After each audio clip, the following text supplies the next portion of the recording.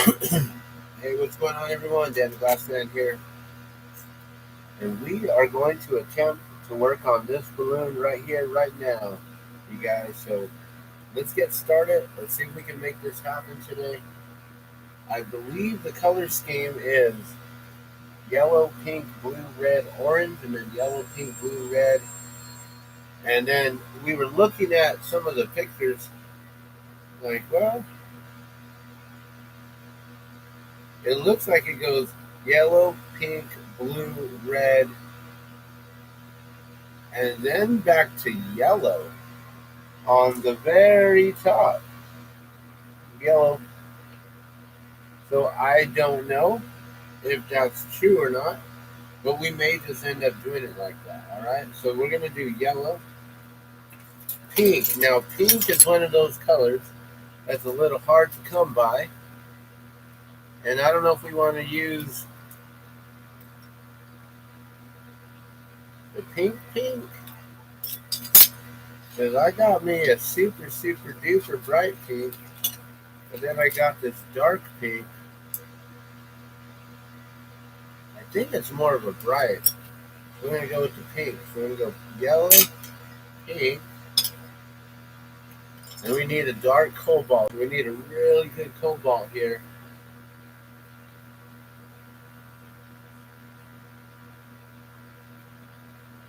We got black. This one might be black. I'm gonna put this towards the back over here. That could be black.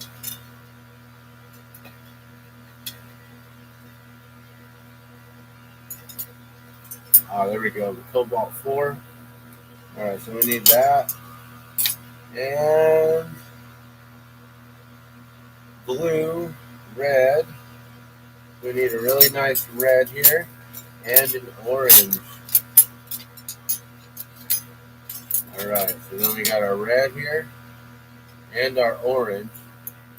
So here's the color scheme, guys.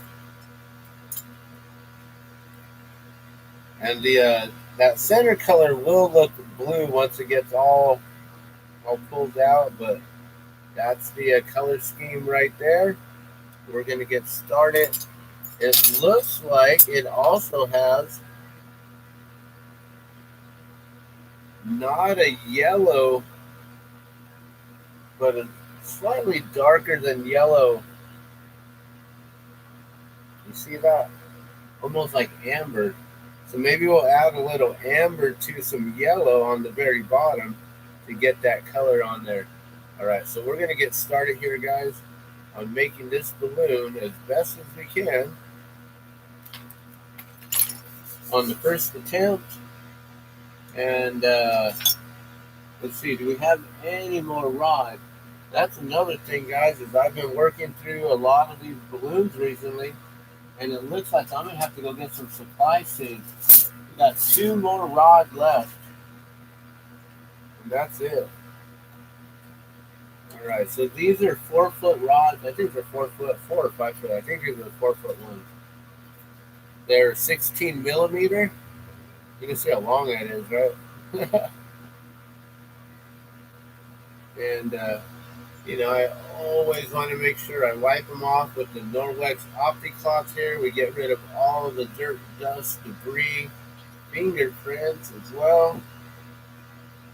We're going to cut this into thirds. I like to work this in thirds instead of a half. So there's less weight on that initial,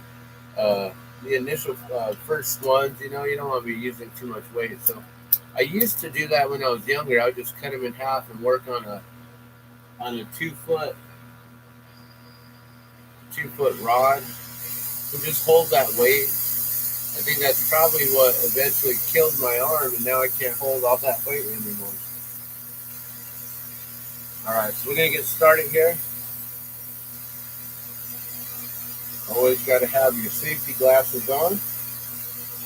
Gonna start working on this one here, guys. Oh,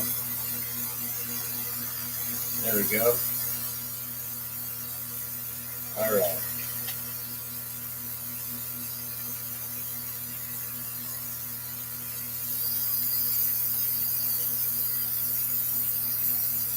we just cut like a 2-foot section off of it here, and we'll leave 4 feet. Or wait, if this is 4 foot, we're gonna take off like 18 inches. I don't know, something like that. We're just gonna try to cut this into a third here.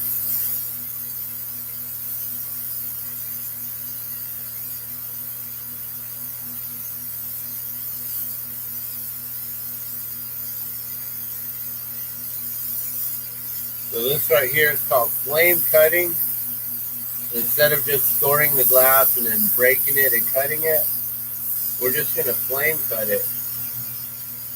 We need the heat there anyway, so it doesn't make sense to do a cold cut, snap the rod, and then start from there.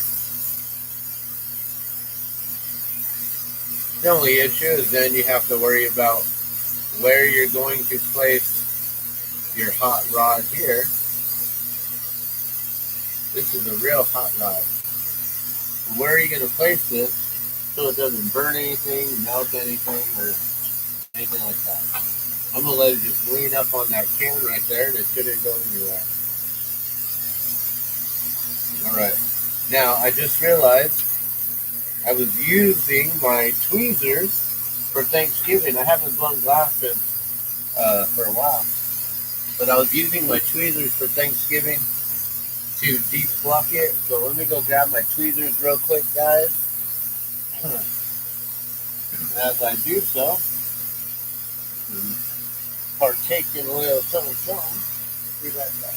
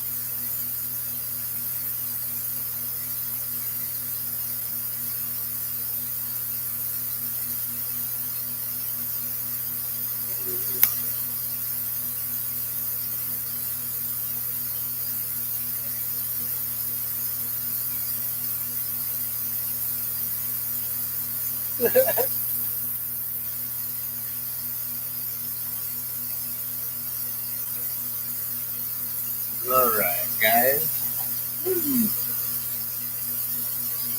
Got the tweezers. So these have already been Norwex and clean, so we don't got to worry about any kind of weird turkey grossness. Alright, let's get started now. So I wanted these. I could do this. Just simply take this piece off real quick.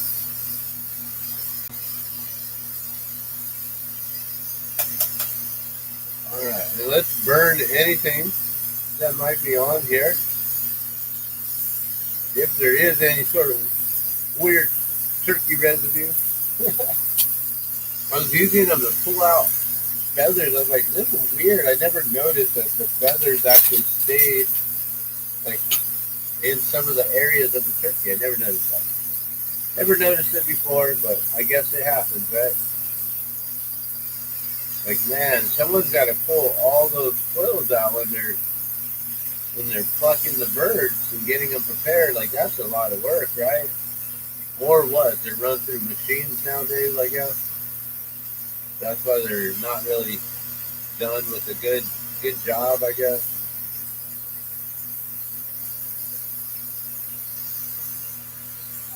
Alright, so we are going to heat this up, get it preheated, and then I'm going to start adding the colors. Now, I need to make sure that the colors go on perfectly. So I have to actually get the colors prepared here. So we're going to actually switch off from doing this preheating.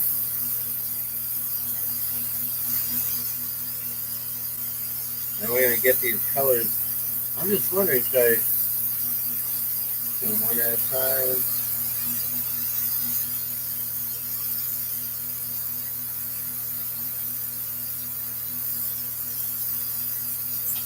I'm debating if I wanted to try to draw them on thick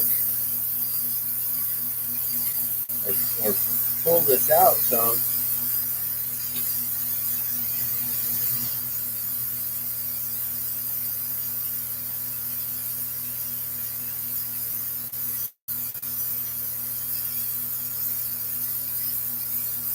That's the thing, is I got to think about how thick the lines are going to be so then it can create the length of the balloon too. Not every balloon is the same. Not every balloon is made the same. So each one is a custom order, one-of-a-kind piece of artwork.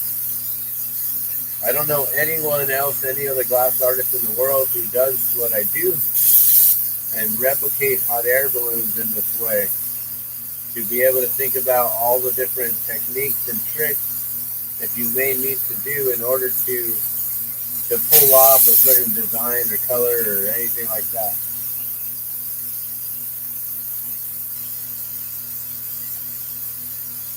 But sometimes I don't have the color in the palette that they offer, so I have to mix up my own colors in order to try to mimic certain ones, like gold.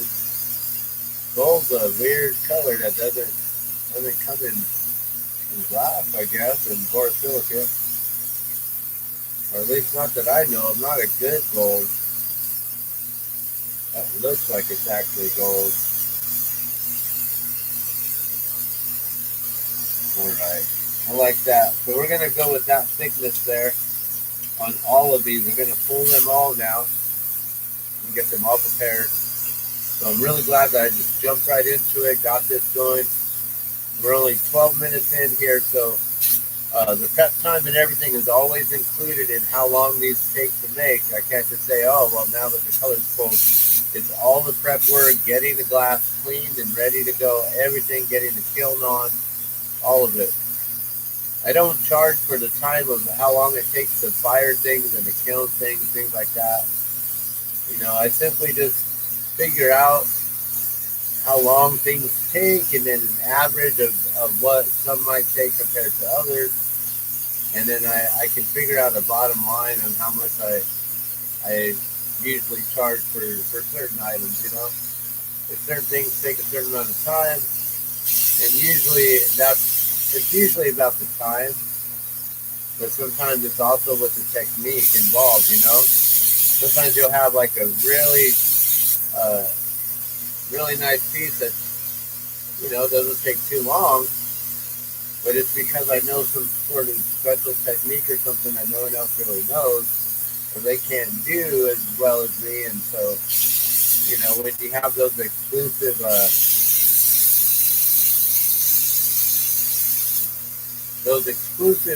offerings that you can offer compared to anyone else, you know, then you can ask a little bit more for certain things. But I really do try to keep my glass extremely affordable still. So even though I'm talking about all this prices, this and that, you know, we're still making sure that it's affordable glass and that the artwork that you're getting, I should probably be charging more for it. Everyone keeps telling me that. And so I actually brought the prices up a little bit this year. Custom made balloons, hot air balloons like this one here, start at $40 and up. And people are saying you should be charging a lot more. You know, a regular hot air balloon pin, you know, they just mass produce them in like a mold. But because they're collectibles and this and that, you know, they can charge even $20 on some of them. And those are mass produced. So people are saying with what I make, and because it's a balloon item, that they are highly sought after. These are one-of-a-kind pieces of artwork, and I should probably be asking them. So over the years, you know, after making more and more and more of these, I'm probably going to start charging a little bit more for the custom ones. But I'm going to do my best to keep my my classic style balloons, like these ones here, And we'll keep the classic style ones at an affordable price at only $20. So if you want a regular, uh, classic style with 2 colors, maybe sometimes I'll put 3 colors in them. I can do those all day for $20 plus shipping.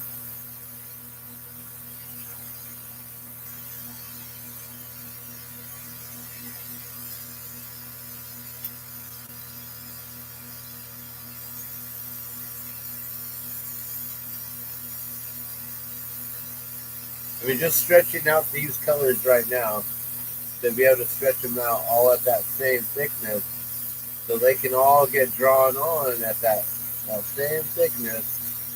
I don't want some parts to be too thick and others too thin. It's all got to be right.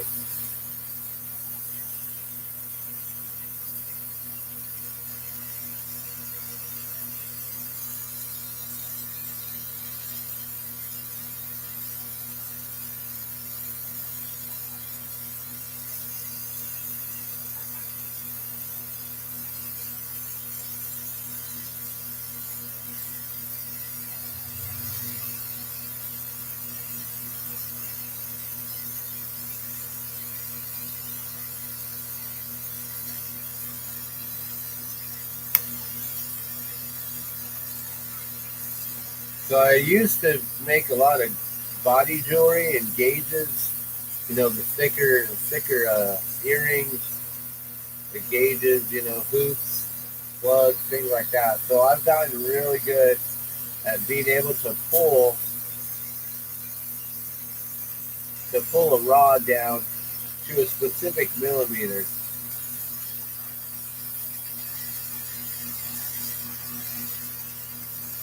And then I have calipers that we can also, make sure that if I wanted to, I mean, they don't have to be perfect because these ones aren't gauges.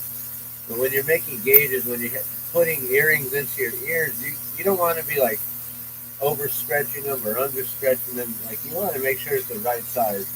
If you have a certain size gauge, you want to have a certain size hole. That's for sure. You don't want to be stretching up or whatever because I don't know how to size up your stuff.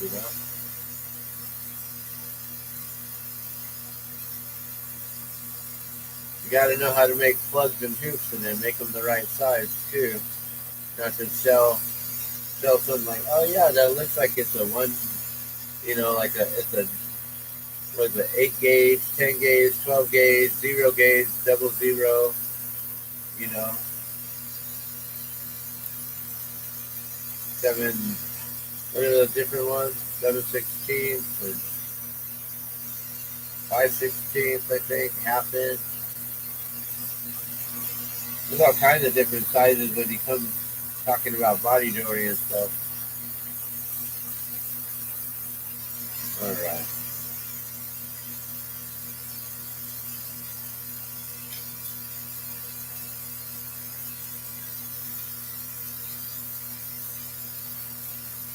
Wonder if I should go with the lighter blue.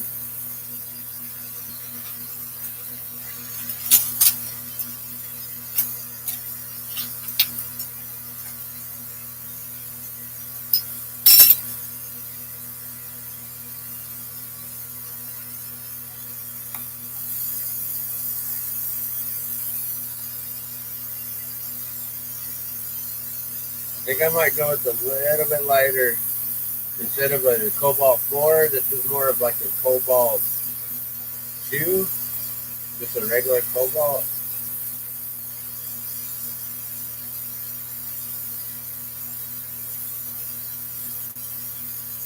Not a really light Cobalt. I got some lighter Cobalt here, but I don't want to go that light.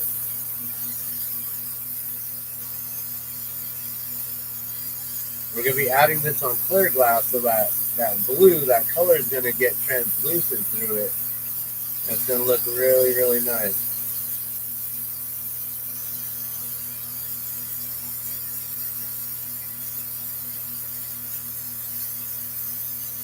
All right, and I see someone's watching here. Let me show you what I'm working on. So we're going to replicate this balloon right here. So I've got all the different colors. We got the yellow, the pink, the blue, the red, the orange, and then going back up, yellow, pink, blue, red, and I think it goes to yellow up on top. We're not 100% sure on that. The person who requested it, I asked if they had a photo of the actual top of it, and they said no, but it looked like it was yellow to them too. So I'm like, well, maybe it's yellow. You know, there's sometimes when you're making a balloon, you know, you custom make your own hot air balloon, and you pick out your own fabric and your own colors and designs and everything. And some people will just change it up a little. You know, like the Piano Man, that one that I was making, they had a lot of the same colors of like green and yellow and orange and like all these primary colors of the rainbow. But then when you really started looking at it, you're like, wait, on one side of the balloon, it's more kind of pastel red or yellow or green. And like, they had to do that, huh? So then if I really wanted to get all those details, I had to make sure I changed up those colors in order to replicate it to a T. So that's the thing, is I'm doing my best to make sure I'm really replicating these as best as I can. These are true custom orders, one of a kind. You don't get these anywhere else. You can't find these anywhere else around the world. You can, like, if you can find someone else who's making custom replica hot air balloons, please let me know. Please comment below. I'd love to see a video, or, you know, tell me a name of an artist, where they're from, and I'd love to be able to, like, look them up and find out the different kind of work that they do and how good they make their balloons and stuff, you know. I'd love to have some awesome friendly competition in this game. I do believe I'm the only one in the world who is making custom balloons like this. And those colors look identical. So that is not a light blue. Like, okay. I need a light blue. Is this the lightest we got? What if we do it that one? I wish I had don't I have a cobalt too? I guess this is like a cobalt 2. Who knows really light ones there.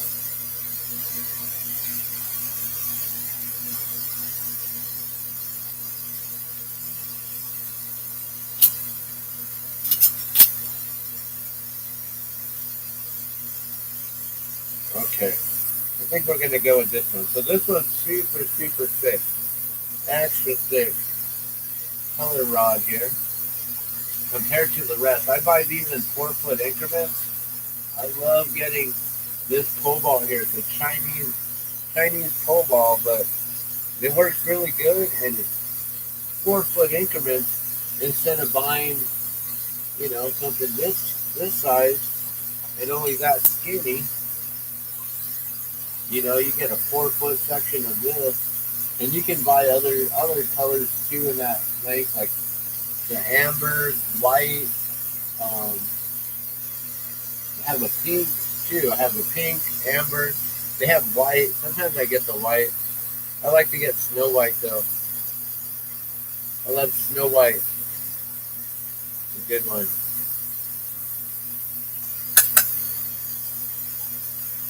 Alright, so we're just going to heat this up. We're going to stretch it out. So even though it's that much thicker, it's still the same thing. You just got to heat up a shorter section of it, because you don't need to heat up that whole area. It's going to maybe even be a little bit easier to pull it all out. And then we need to do the red and the orange. So as you can see, the prep time is already, we're about 20 minutes in on just the prep time alone with the colors. You know, 15 to 20 minutes. I think maybe we got started closer to 10 minutes after, 12 minutes after. All right, here we go. We use gravity on this pull here, guys.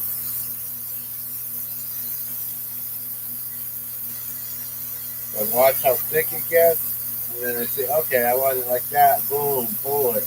Nice. Just like that.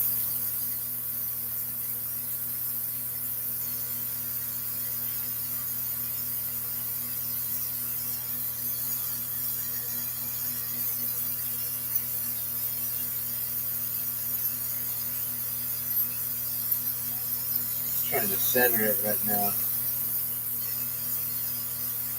Got a little bit of a curve in it.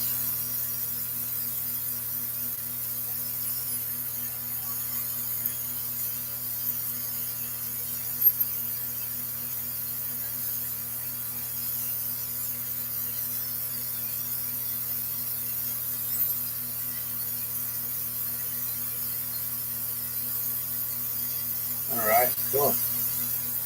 That worked.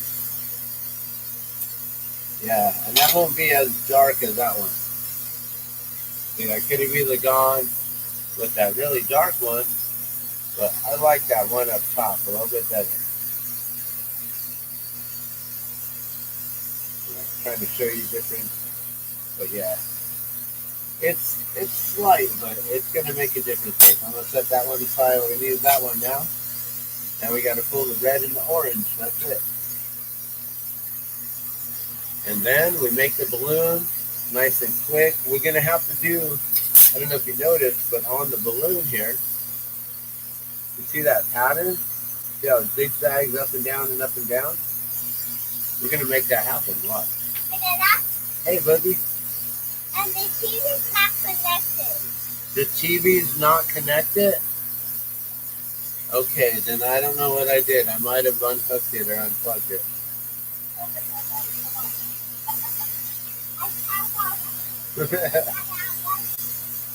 I was cleaning earlier and I might have unplugged something. I don't know. I'll find out though. Look at all. The TV is not working. Could be. Didn't check anything out, I don't think.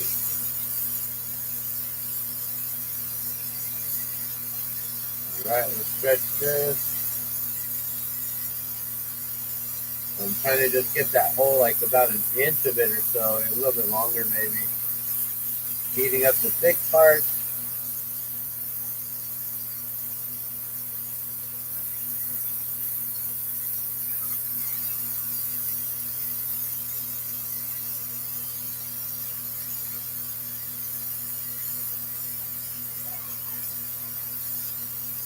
After pulling that big one, it's like, oh, I don't want to pull it too much.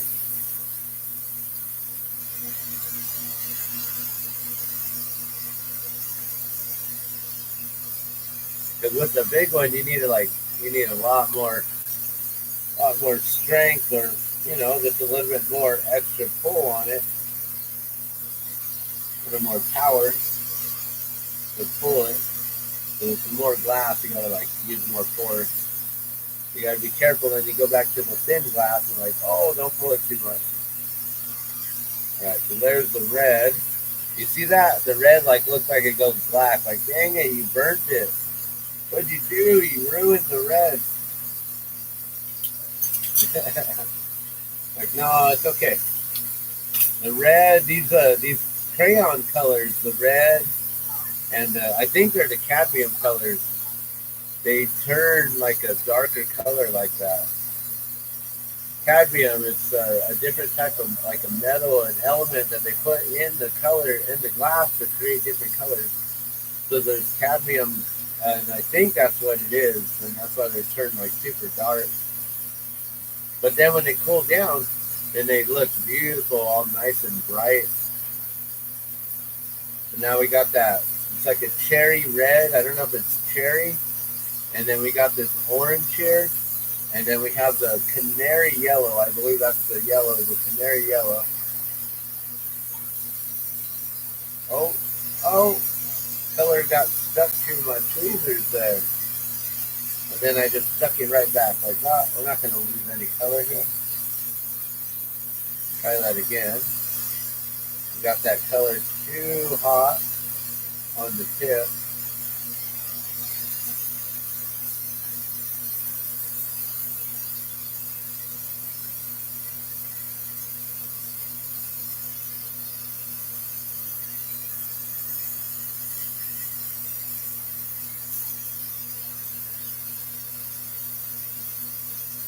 All right, so I would say that these are probably getting stretched at about a 4 millimeter is what I'm working at, guys. 4 millimeter rods here, or color sticks, and we're gonna wrap these all around.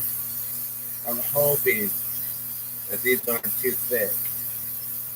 Now I'm like looking, and then the thing is, I can always, when I draw them on, I can always pull it a little bit to thin them out some. I might have to do that now that I'm looking at it like, okay, so now this was the last one. This was the first one, right? Let's do a size comparison, and let's see. It's still about good.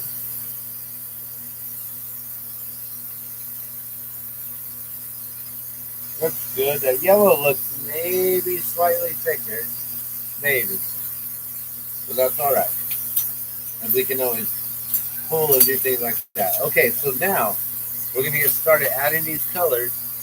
So, like we were saying, the person who ordered it and myself, it looks like it starts yellow, skips the orange, goes red, blue, pink, goes yellow, then red, blue, pink. So it completely just skips the yellow.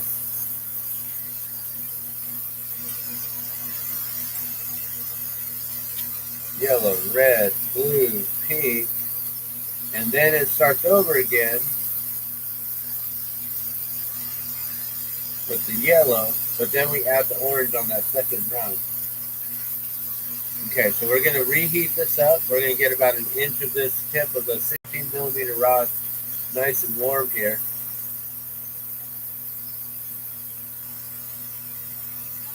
And you're welcome to ask any questions or anything you like if you're watching live. You're welcome to say hello or anything you want. I do believe that I have the chat on right now. And I know I don't get very many live viewers, so it's not like we have like a million comments coming in and a bunch of other people to interact with. But I can definitely read comments while I'm live here and working, and it's not going to distract me. I've been doing live demonstrations since about 1997. I started blowing glass in 95, and I started getting in front of the crowds like really big around 97, and like, you know, being able to talk to people. And back then, I wasn't as comfortable as I am now. Now it's like people are just like, whoa, you just like easily doing this, and like it looks difficult what you're doing, but you make it look easy, and then you're just talking away over here, blah, blah, blah, blah. I was like, yeah. I just doing what I know how to do. All right, so we are going to add this yellow. We're going to add a band of yellow going completely around it. We're going to try to keep that same thickness all the way around, and trying to keep it nice and straight. If it gets crooked anywhere, then we come in with this tool here and be like, oh, let's knock it over some, this way, that way, whichever way, and bam, get it on point.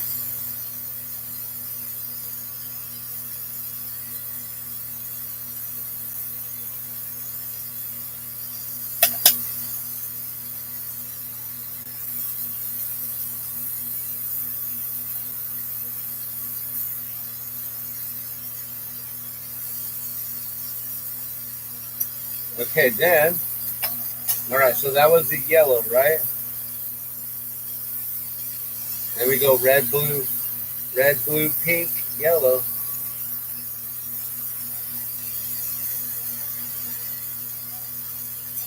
You know, I should do it the opposite way, because I always, we go yellow. Okay, we're going to switch these colors up. And then this time we got to add the orange in. So we're going to put that orange in there. We got that yellow.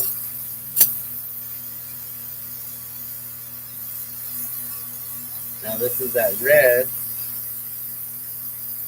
Go right next to it. Try to keep it that same thickness. And we're going to push it right into that color as well, so we don't get any kind of space.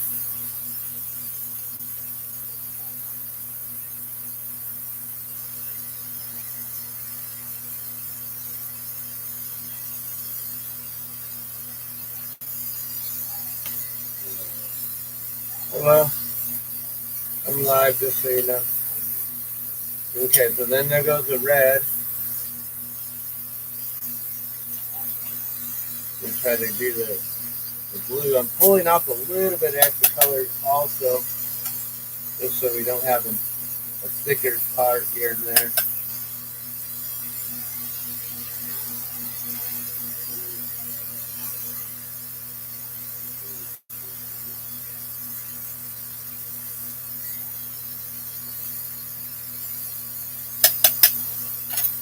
Then the blue, then the pink.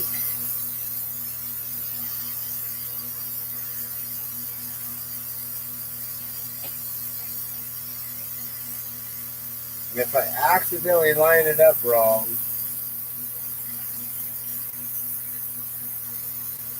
I just got to start over again. And that's the thing, is I have to pull these off on the first time, first try. Like, there is no audition, you just do it. Just get it done, make it happen. There is no practice.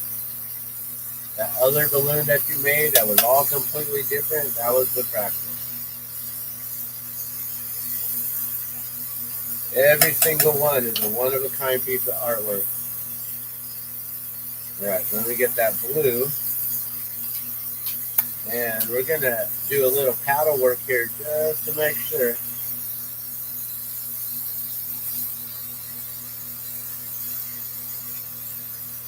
Everything's coming together nicely. We get that pink in here.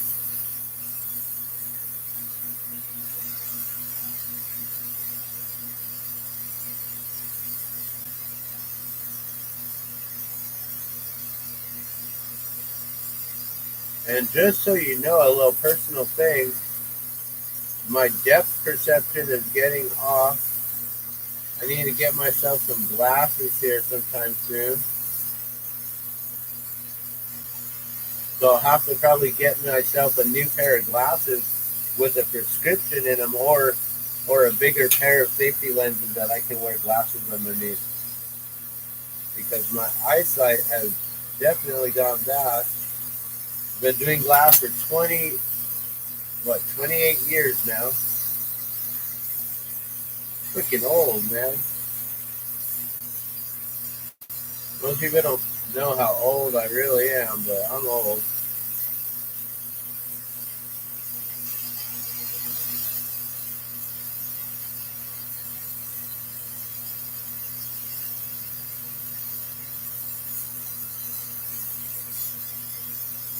Alright, there's the pink.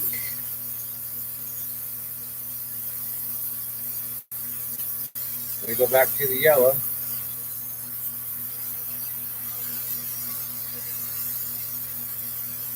And we're going to add that orange in this time.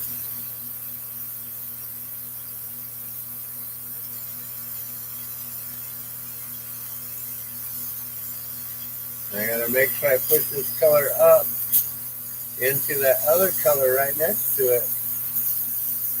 There's no air in between. That's the trick.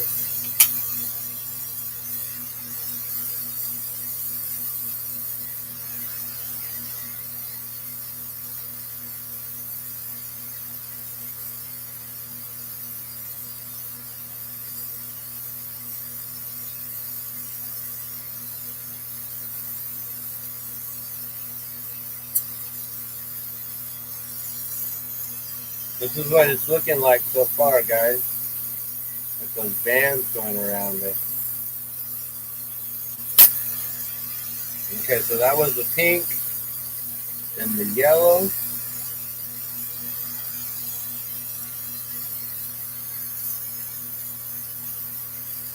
And I'm thinking, you know what? This is going to turn out really huge. I'm going to have to do this again, probably, to make it the right size. And just go a little bit thinner with the glass.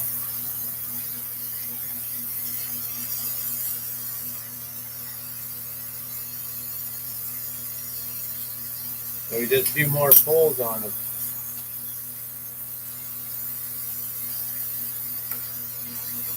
This would make a really good like Christmas ornament or something. It's a little bit big for, but you know I haven't even finished it yet. But I also know that we're gonna add more glass to it. It's gonna get bigger.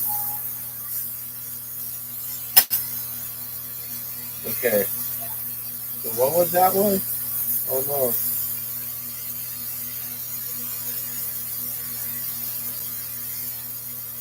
That was the pink, yellow. That was the orange. Okay, orange got to go here. Then the red, then the blue.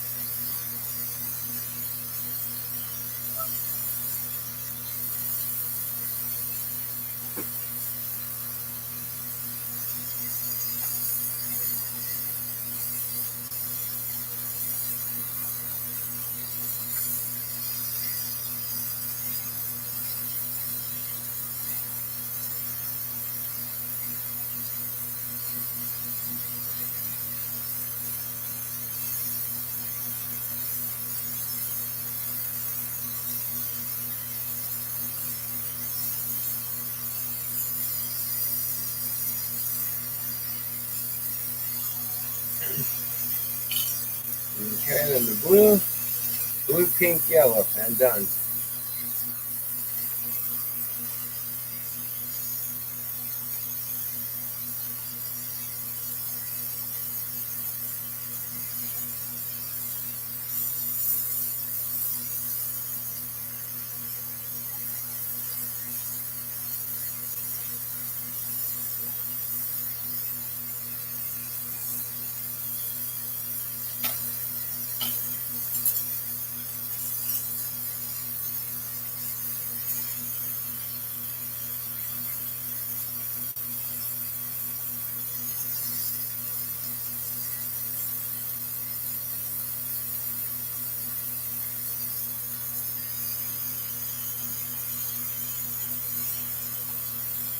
And I am going to stop with the pink because we are going to eventually stretch out this bottom, and I can add the yellow then, I believe.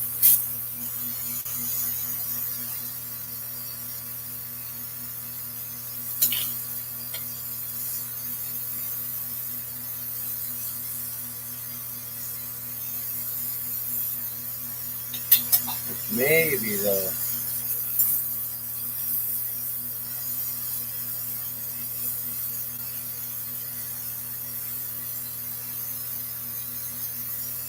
It needed to be thicker in the center and then thinner towards the bottom. You know, actually, it's going to have to be made a whole different way now that I'm thinking about it. But this is going to work still. For mimicking a balloon, replicating one out of glass, it's definitely going to work. But for a perfectionist like myself, I know I can do better.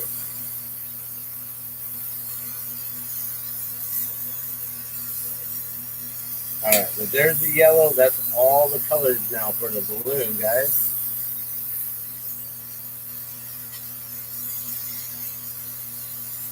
Sounds pretty good. I mean, there's a slight lean on some of the colors, but not much.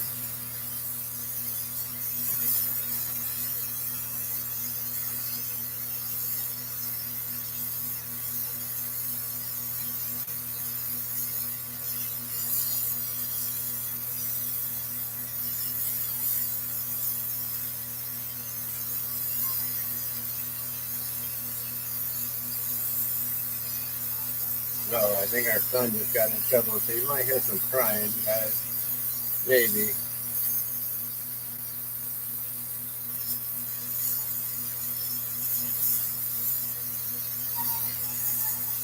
So, I'm lining up this yellow on the bottom, making it nice and straight. I'm going to start melting in this color. Now, I added a little bit of clear on the very tip because we're going to pull that down.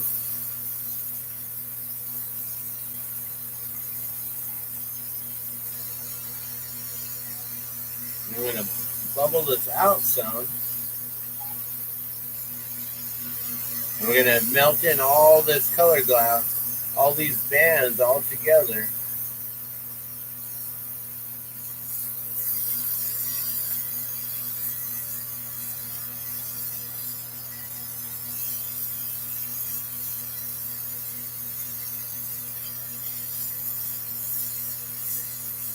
I'm going to make sure they're all laying down nicely.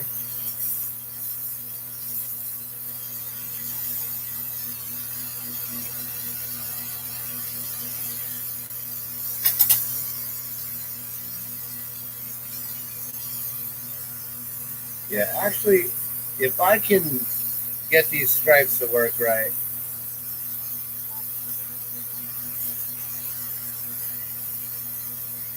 we might not have to worry about shrinking this down or anything like I was saying. Not too big.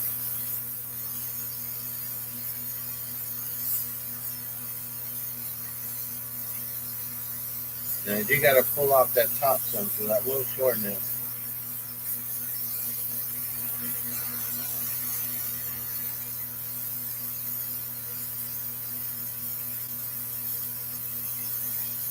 And I did invite the person who ordered this to come on in and watch. I posted up the link on Facebook and on X, Twitter X. I don't know what we call that now. When we post something, is it still called a tweet? Or is it called an X? They call the spot. The spotting now. X marks the spot. What do you call it now when you tweet on X? It's no longer Twitter. It's no longer Twitter. They're not tweeting anything.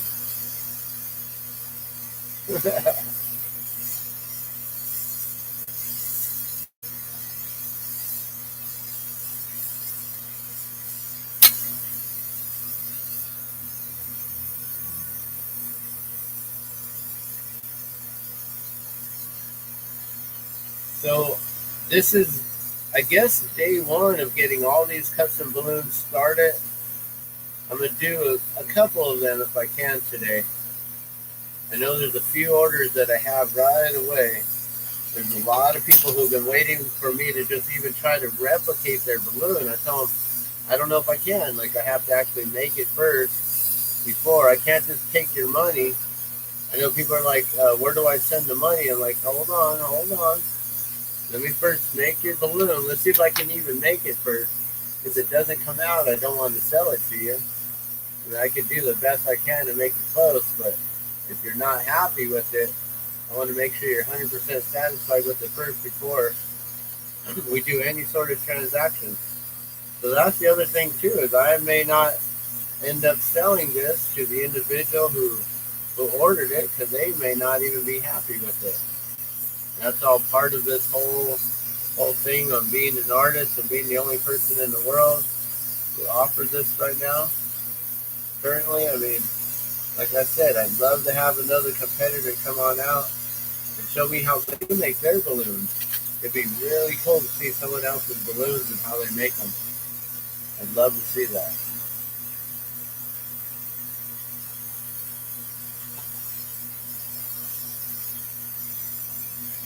But like I said, I have been doing this for 28 years now, and it's something that takes a long time to do. What's going on, Matt John? I see you watching. Oh, hell no, too dangerous for me. What up, homie? Good to see you, man. You've been playing out any open mics or anything recently? I've been wanting to get out. Maybe one day I'll go over to the one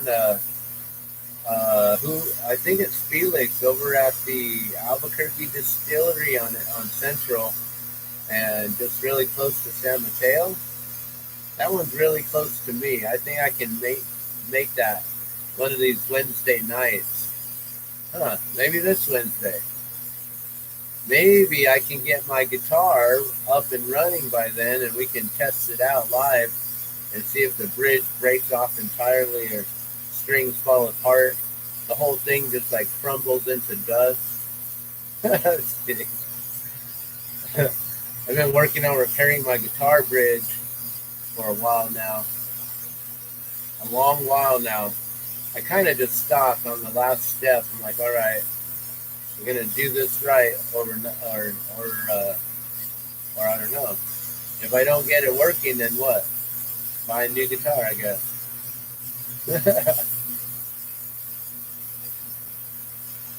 So I got it replaced, but the height of the bridge that I made is like what, half a millimeter to a millimeter too thin.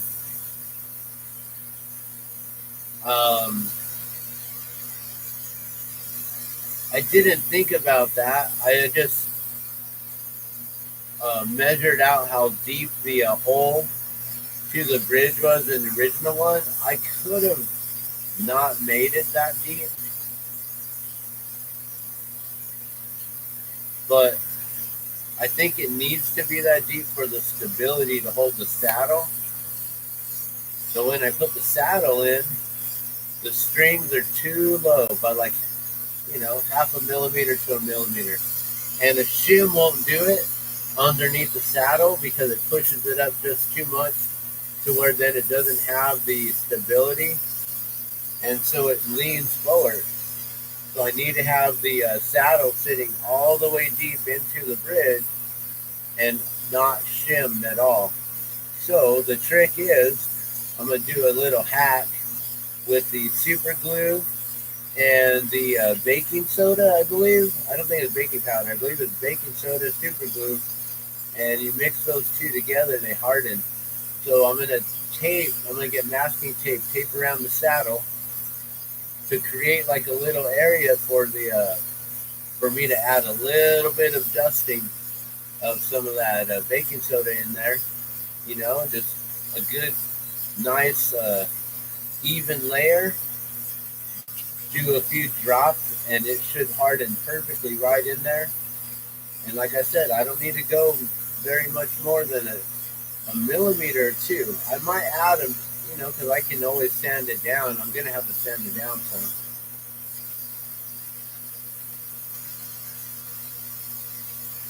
So yeah, that's what I've been working on.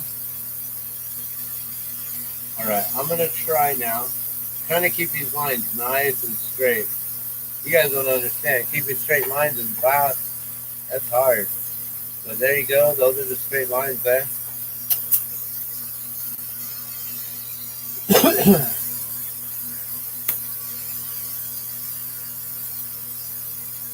Word. Okay, so you're still posting on YouTube. Awesome.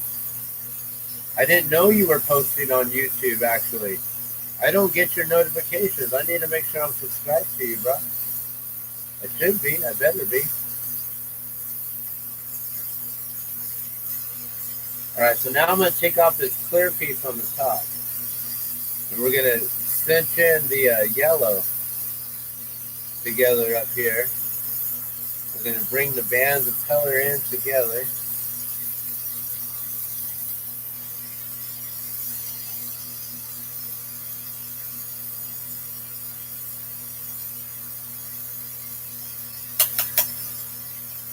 So you can see how long it takes to just make one balloon, an hour. We're already there an hour.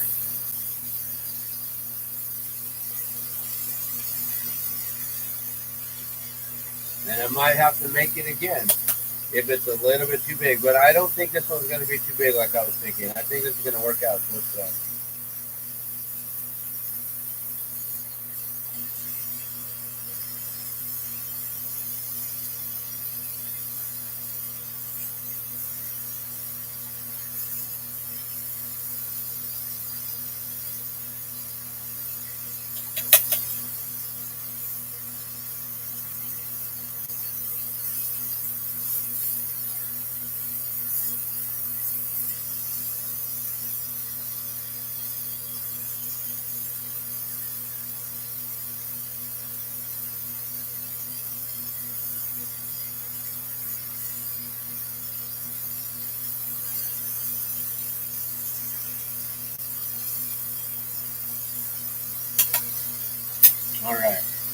Sorry, I get quiet sometimes when I'm doing that little bit of detail stuff, trying to make sure I'm not pulling off too much color. I also got to pull it centered, so it doesn't get pulled all weird and uneven and start pulling the other bands of color uneven. I got to keep that nice and centered there. And then make sure I get just enough off, but not too much. And it's kind of hard to know which color I'm working with now because the bands are kind of mixed together. I don't want to pull too much of the yellow and then start pulling, what was the other color below it? The red. There's yellow and then there's red all mixed in there. The other thing too is I could have stopped, I guess, at the red. There's so many different ways you can do this. Could have just done a dot of red, center the yellow dot right in there, and you got a center. Instead of stacking it, wrapping and stacking. But here, let me show you this while it's pulled down, because that looks really cool.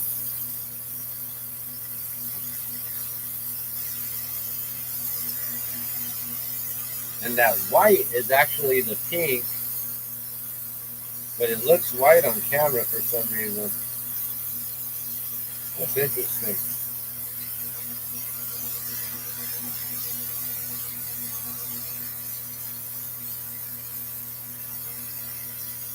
Maybe that pink's a little too light and I need to use that darker one.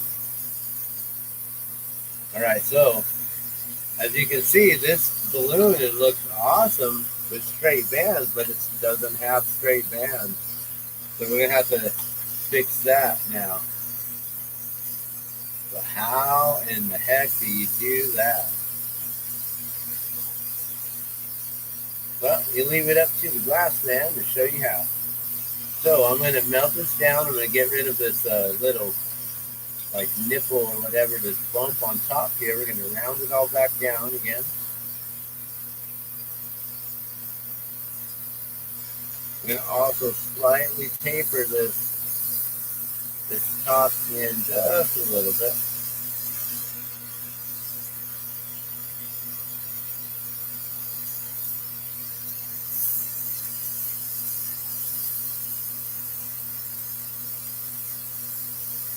We're using the paddle to help kind of shape it. I'm going to taper in that top from where that glue is, bring it in some.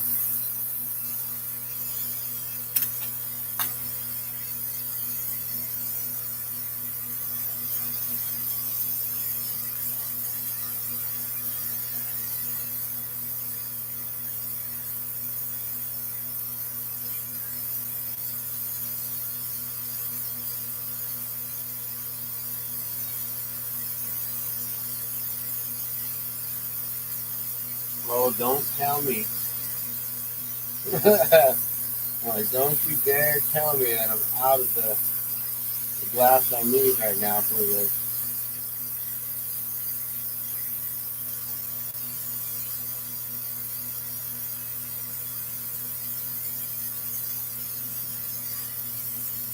Okay, so I usually use a 7mm rod and to pull to rake it.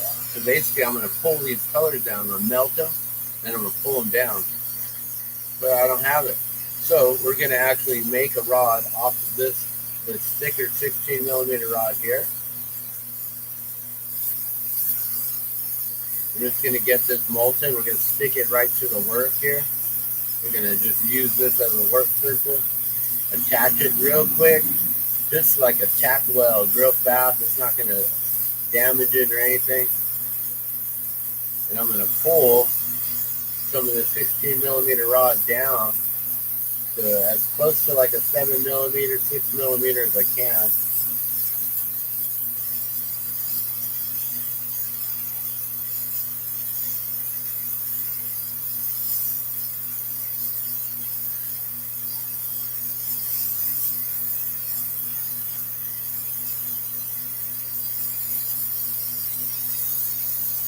But we need to texture it.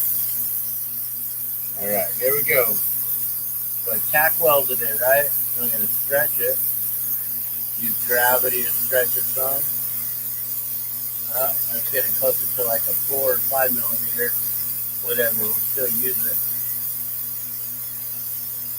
Alright, that's as much of a pull I'm going to get from there. Alright, this is the trick, guys. I'm just going to melt it down on one side.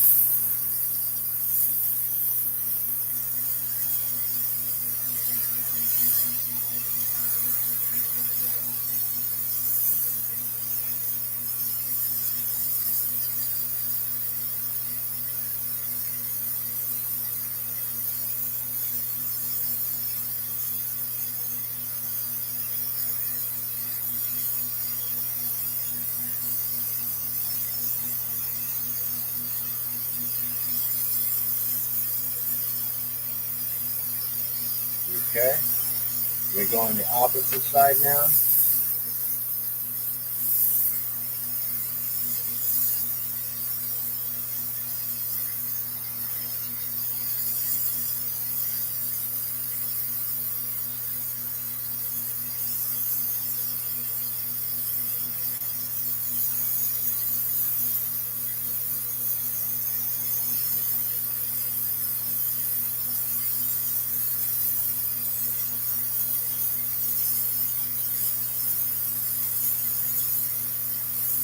I'm going to heat it up on the side. So what I'm doing is I'm adding this clear glass on there, and I'm pulling the color down with it.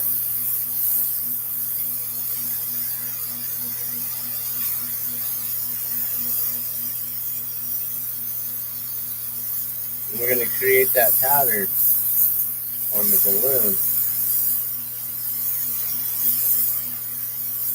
The zigzag effect. And if I mess this up, we got to start all the way over again. So I can't overheat it. Don't want to pull too much of the color. But we also want to make sure we pull just enough too.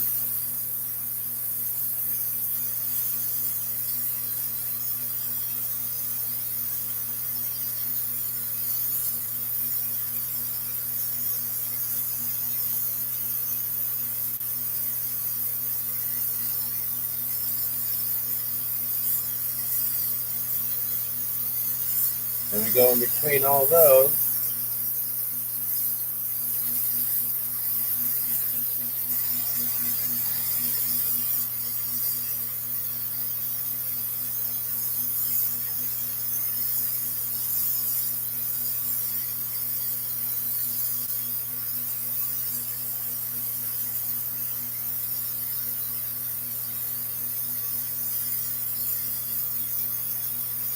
This is going to be a good size too.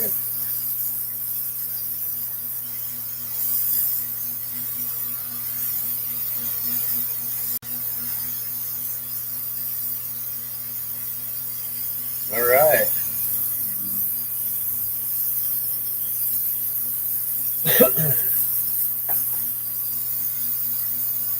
Now you can see it's all pulled down one way. Now I'm going to pull it up in between all those lines as well. And pulling upwards is a little bit more difficult because of the torch and the angle and everything. You got to be careful just not to burn yourself and stuff and not, I don't know. It's just a little bit different of an angle.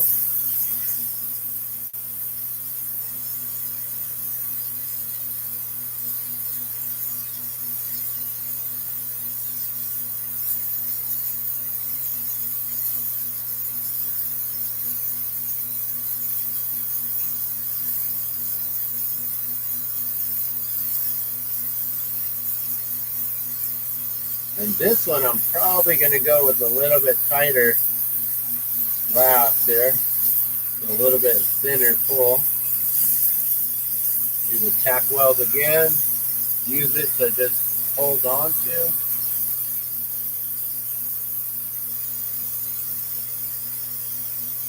Using gravity. Beautiful.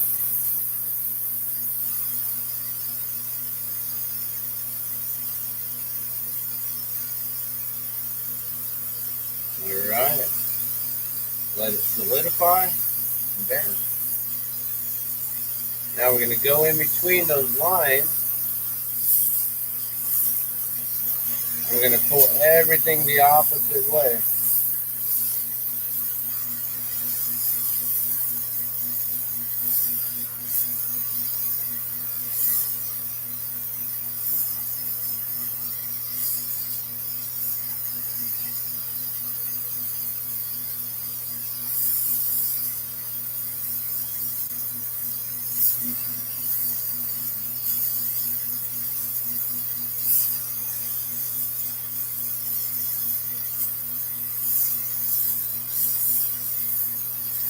So we're also now covering all the color with clear glass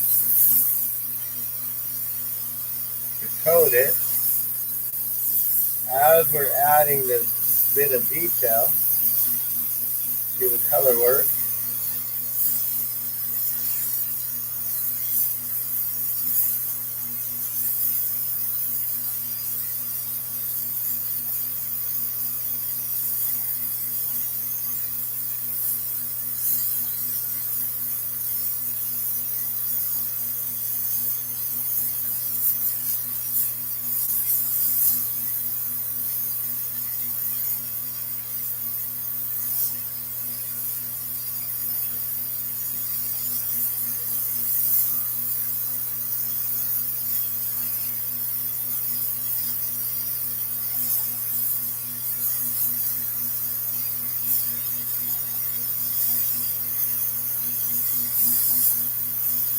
So now I'm just looking for those lines and trying to figure out exactly where I have to then pull it upward, opposite in between all the clear glass.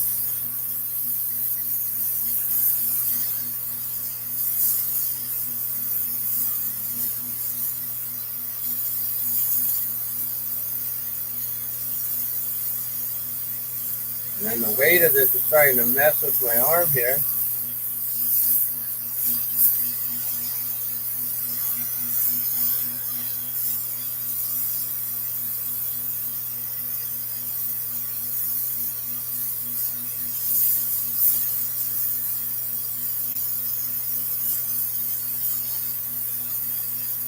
I think we're almost all the way around it, though. So close.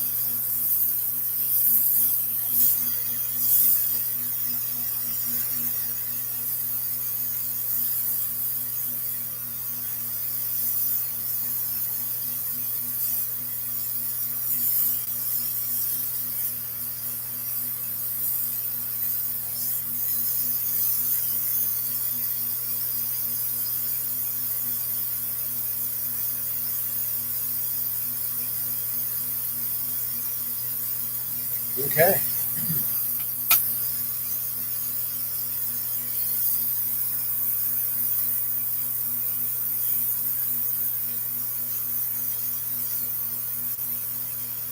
think I got it. So now we're going to pull this extra clear glass on the top here.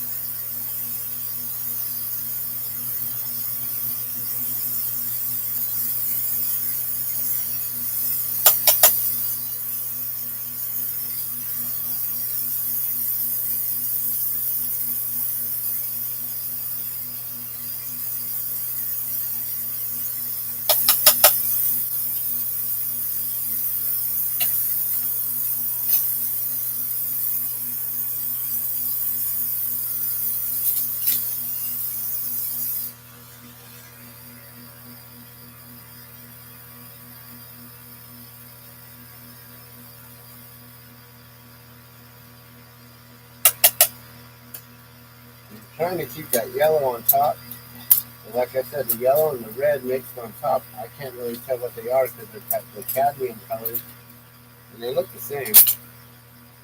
So I'm just hoping that there's still some yellow up there all mixed in.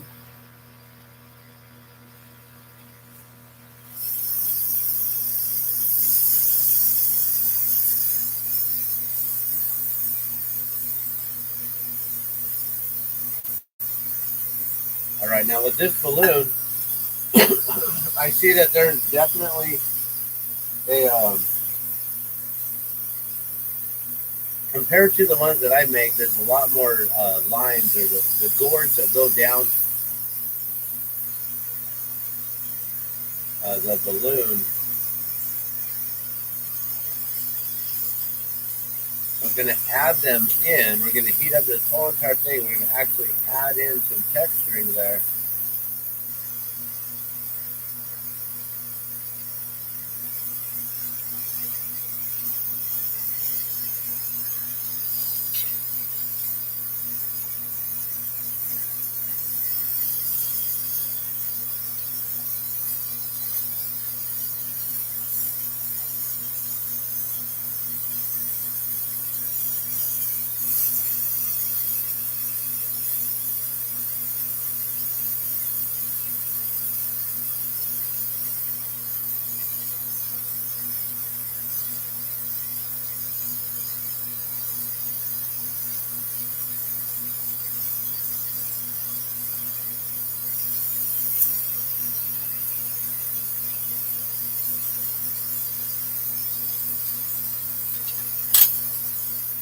All right, so this is going to take a moment of melting it down, getting the correct shaping.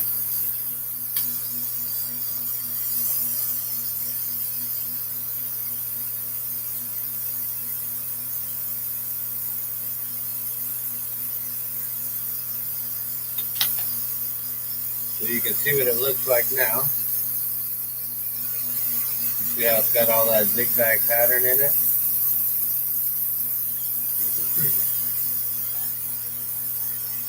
So the colors were pulled down and then pulled upward. And so it should have that effect like that balloon has, where it's like a zigzag. And that's how I make my zigzags and the balloons. I don't know how everyone makes theirs, but I'm sure everyone makes them differently.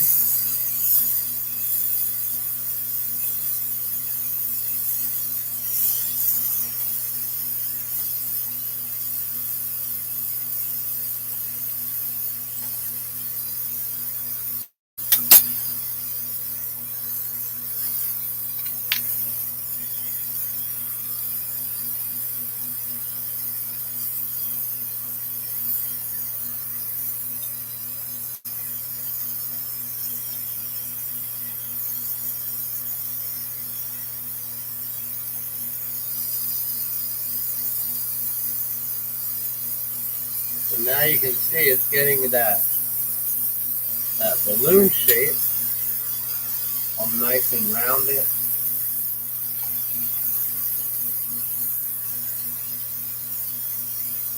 And then I have to taper it on the bottom some to make sure it's not leaning to one side or the other.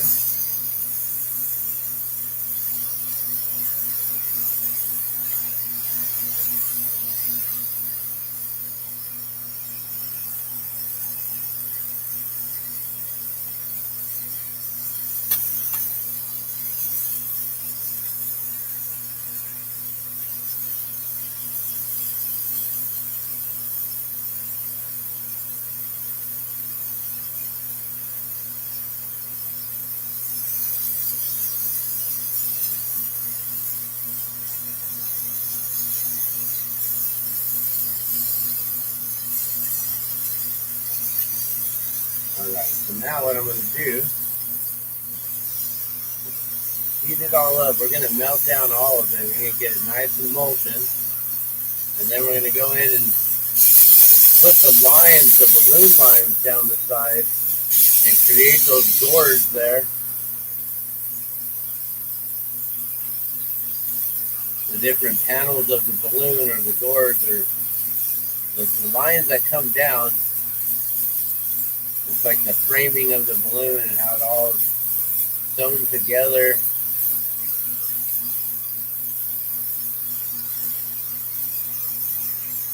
With the, I believe it's known as the load tape that they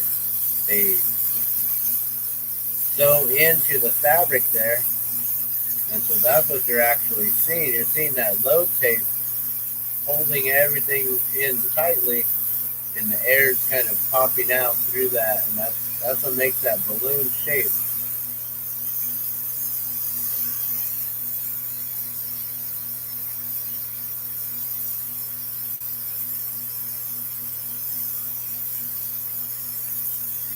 Alright, so we're just going to make this all nice and round. And I'm going to slowly taper in this area here slightly. The bottom of the balloon here.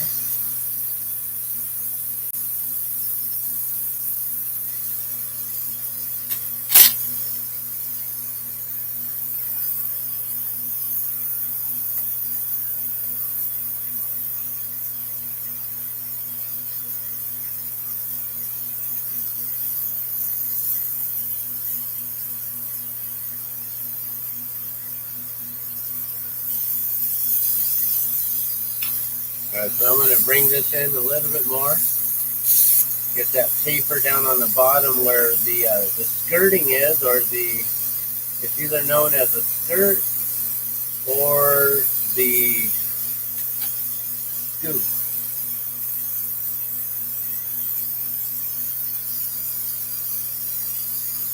Hey Angela, how's it going? Used to do stained glass, huh? So I'm making custom hot air balloons. This one I've been working on for about an hour now. It's going to eventually look something similar like this, but with all the beautiful colors.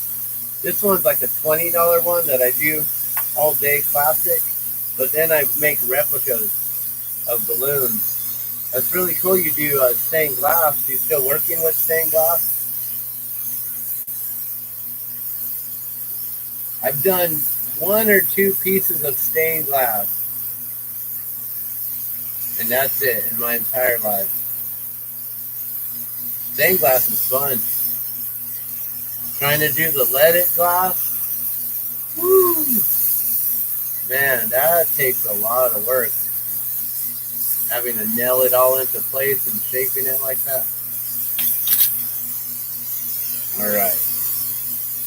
So right now I'm working on the shaping of the balloon, and then we're going to also add the gourds. So like, you know, those lines, the vertical panels. We're going to create that look on here, because right now it's just melted down smooth. Just looks like a marble, but with the patterns, right?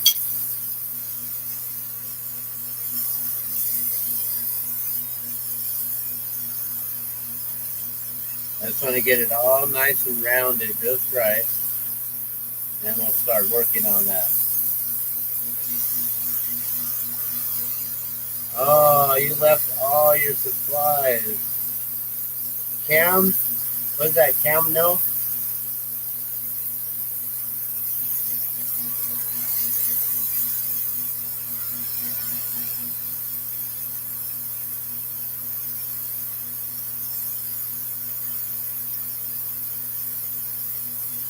Is the camera working all right? I know that my internet is probably not the best. It might be kind of lagging and stuff like that.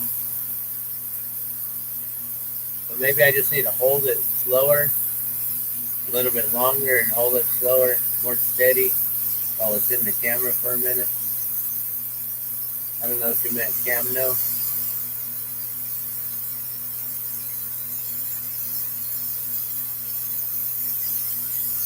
Alright. I'm going to try to round this up using a flat surface. This is a little trick I do. So I can use the flat surface, but then if I can wiggle it just right, I can actually use it to round the surface. Pretty cool, huh? Little trick I taught myself. making marbles. Then you don't flatten anything out. You keep it nice and round. Ooh, look at that. And that's how I can make marbles without a mold. It's nice and round. That's beautiful.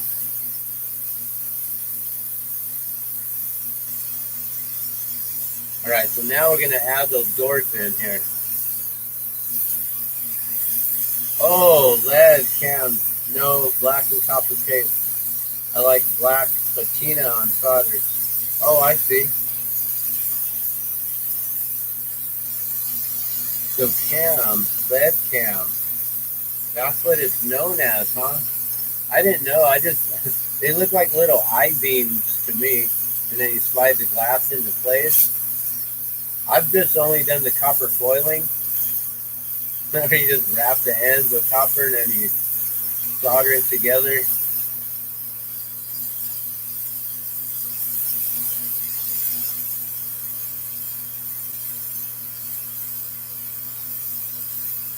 So these pieces here, I believe I'm the only one in the world who replicates hot air balloons like this and off of pictures or I'm in Albuquerque here, Albuquerque, New Mexico, and we're known for the Albuquerque Balloon Fiesta. So we get all these like cool little trading cards, balloon cards and stuff.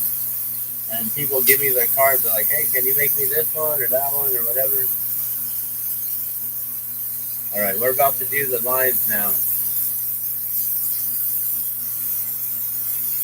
I'm just going to use my tool here. I'm going to get this whole entire thing hot. And we're going to come in and pinpoint the lines where it needs to be. Pretty much right on the clear glass. It's right there. Wow. Let's put a straight indentation right in there like that.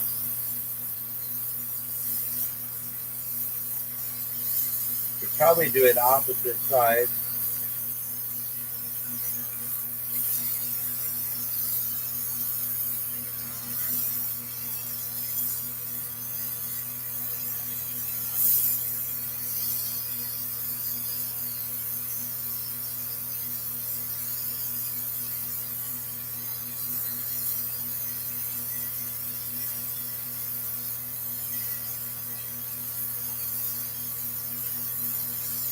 I just need to go side by side because that's going to be hard to find each one. I'm just going to go right next to each other, just like this. And then I'll keep the heat in there too. It'll be a lot easier than having to try to melt it over and over.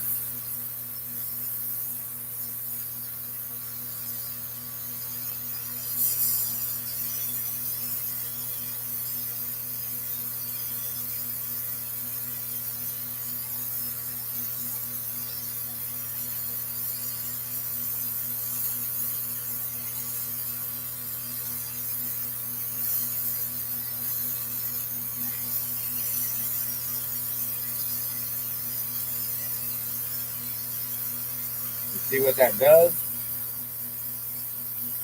Creates those ripples.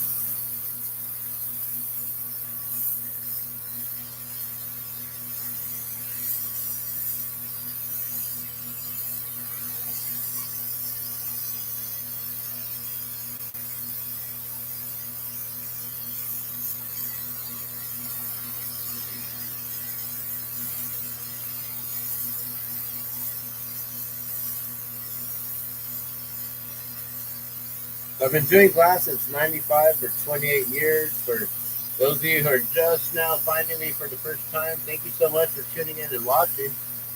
I'm known as Stan, the Glass Man. I've been doing glass here in Albuquerque ever since '95.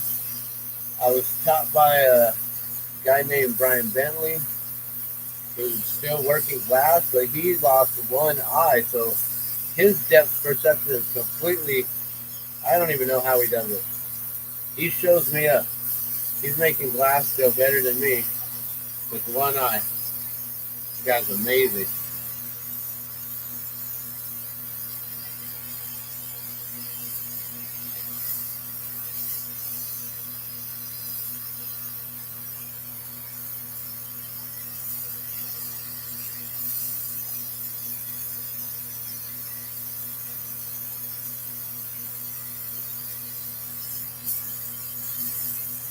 All these little details take a lot of time to put in, but it's well worth it once they're made. So these custom ones, like I said, I should probably be charging a lot more than just 40 bucks for them because they're one-of-a-kind pieces. They're custom. They're, you know, I don't know how much longer they take. I mean, what, 4 times as much compared to the classics. You know, I could easily be getting 100 bucks for these, but I'm going to keep my pricing right now is what I have them set for, which is only 100 bucks. Just kidding. This is only 40 bucks and up. But I have that whole and up. You see? 40 bucks and up. Because if I think it takes a little longer, I'm like, you know, that one took this long. You know, you think you can throw in an extra 20 on there? Go 60. And then also, if you get a video, a live video that comes with it too, you know, that's something else right there. Just to be able to watch it being made.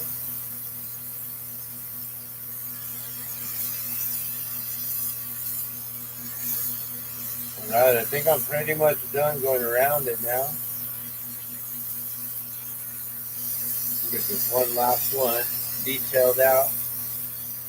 And then I think that's good.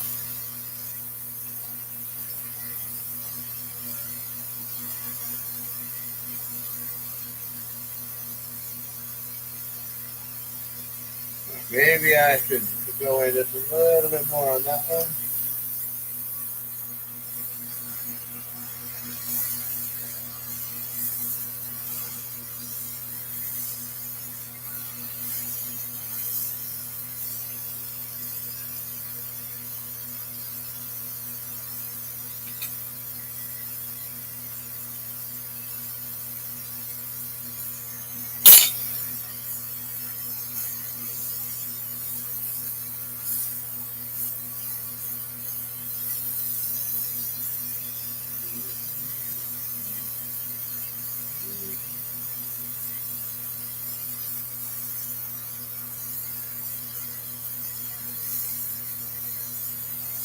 I'll read the comments here in just a second. But thank you so much for tuning in and watching.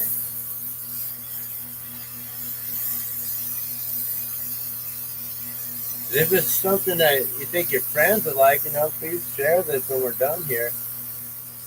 Or share now, I guess. I don't know. You can ask them to join in. I don't really care. I just like to film when I go live. I was watching this one guy, Mets Glass, on Twitch. I used to do twitch.tv a lot. And he was saying, it's like, you know what, I'm going to be working here by myself anyways. I might as well just hit that play button or record button, right? Go live, hit that live button. And then you at least have people to talk to if they come in. And if not, you got a video that you can share and get views with. I'm like, you know, that makes perfect sense. If I'm going to be here just working by myself, might as well, right?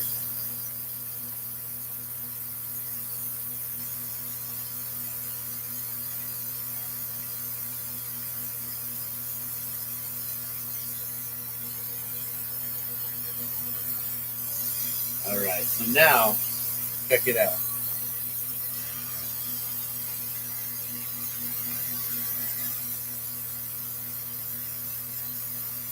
I don't know if you guys can see all that extra detail work. And now it really, really, really looks like a balloon. There's like one right there that's popping up a little bit. I gotta bring that one down some. I'm just gonna take a little bit of heat. Just let it sink down a little bit.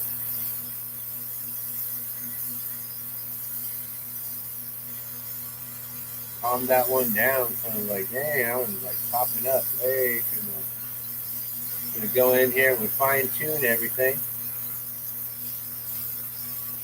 And it's pretty much done. Like right now, I'm just gonna work on fine tuning it. I'm looking at like the different spots that maybe I could hit the doors a little bit better here and there.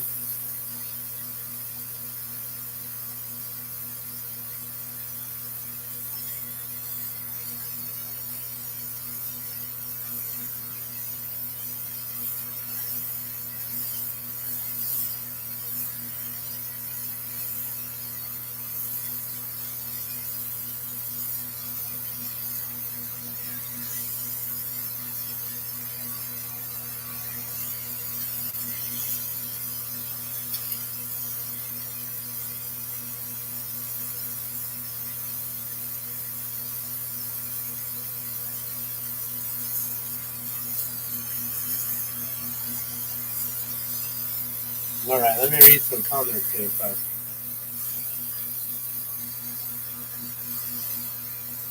I've been in a hot air balloon in Glen Falls, New York. Then 10 years later, a skydiver seizures now can't skydive or. Oh wait, then 10 years later, skydiving seizures now can't skydive or handle smells, soldering glass. This is really cool to watch. Things. Oh man, so now you get seizures. Did you have some sort of a health issue or something that happened? A change in things or different health regimen?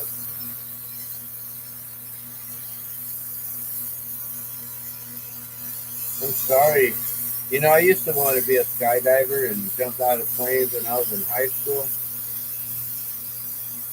And you know, I don't know if my legs and my knees could handle it, but I would maybe jump out of a plane still right now. Woo, that adrenaline rush would be so amazing. My friend, I don't know if you're into skydiving, maybe you follow things with other individuals in different sports like that, hang gliding. But our friend David Prentice, he's like a world-renowned hang glider. I think he's like the best in the world or something. Maybe has like world records for like the longest duration flights or the longest distance flights or something like that. I don't know. David Prentice, but he used to work with us on a show called Hemp TV here long ago. Yeah, back in '97, actually, I was just barely going glass and getting into things. I was probably just barely learning how to make hot air balloons at that time. We were working on a show called Hemp TV, trying to get everyone to educate them on why we need to legalize medical cannabis, industrial hemp, all kinds of different things. So we worked together. It was a lot of fun. I do a lot of different things. So you'll see my channel. It's called The Glassman's World, and it pertains to all the different things within my world. Because there's a lot going on in my world, and sometimes there's nothing going on in my world. Stained glass too. They don't want to pay for time, just materials. I just made gifts and try to have a hobby after skydiving. Yeah, you know, that's why I just figure out, you know, what my bottom line is, and I know if I can make this and I can, you know, if I make this within 2 hours, that's $20 an hour, $40 right there. And yeah, it's not much material. It's all about the time and everything. So I'm not really too concerned about it. But some people don't want to pay for that time, you know, and you think, okay, well, if I can make a plastic balloon and sell them for $20, but then this one is like, you know, 2 hours, 120 minutes compared to 20 minutes, a big difference, right? So I don't know. Eventually, like I said, these might have to become $100 each because, number one, I'm the only glass artist in the world who replicates hot air balloons like this. There's no one else in the world who does this. So you can't even like go to my competitor because I don't even have a competitor. You can't outsource me and outprice me because there's no one else. But like I said, I love keeping my glass affordable. I've always been used to having wholesale glass, and then I started retailing. So once I got into the retail aspect of it, then it was like, oh, okay. It takes longer to sell pieces, but then I'm making more on each piece. So it's all, it's all in the wash.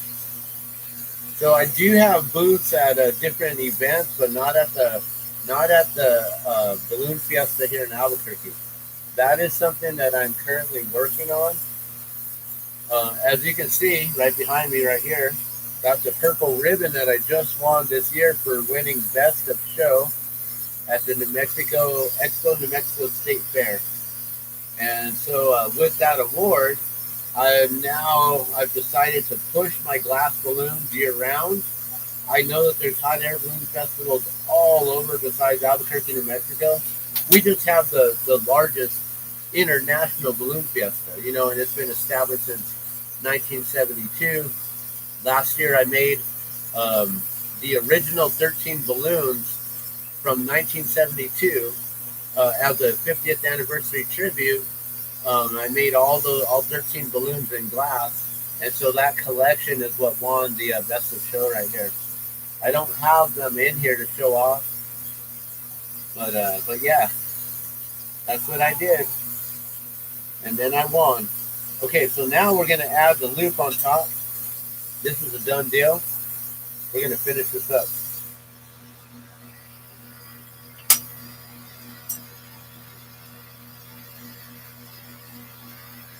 Misdiagnosed brain injury. I'm so sorry about that.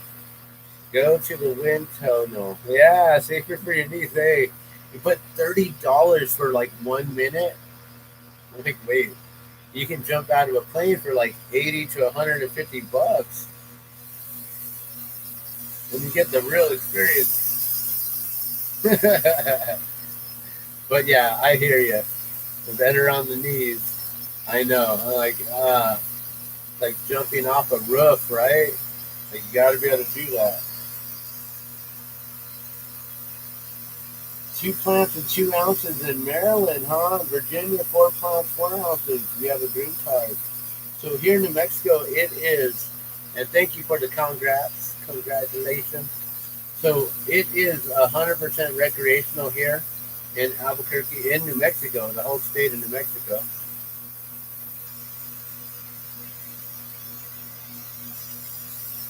And I've been a huge advocate, as you know, with the whole hemp TV and everything.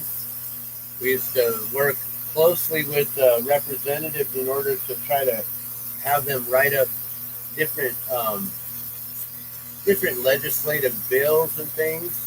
We were actually working with the government and trying to make it happen long ago, way back then.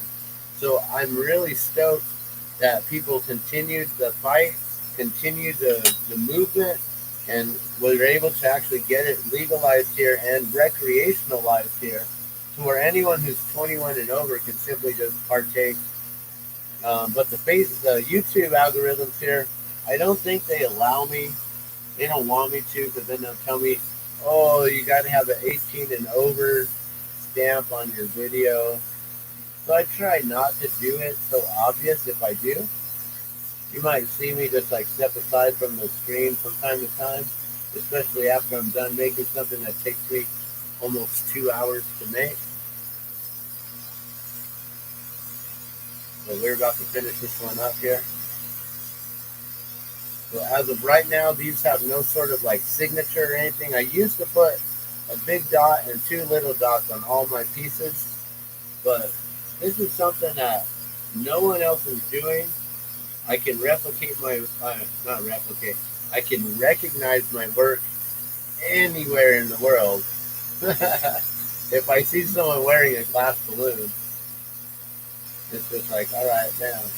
I did put in the description of the video how you can reach me if you want to make your own custom requests and you got some hot air balloons that you'd like to have made. You know, if you went on a hot air balloon ride, maybe you remember that balloon that you flew in, and you'd like to have your balloon made in glass as a little keepsake memento.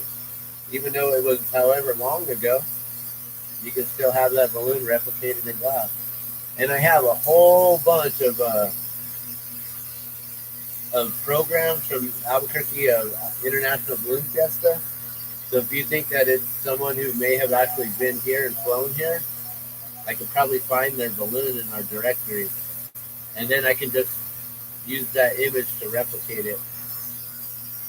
All right, so right now I'm working on making this loop extremely strong. The loop is one of the most important parts, or the most important part, besides just the design of it entirely.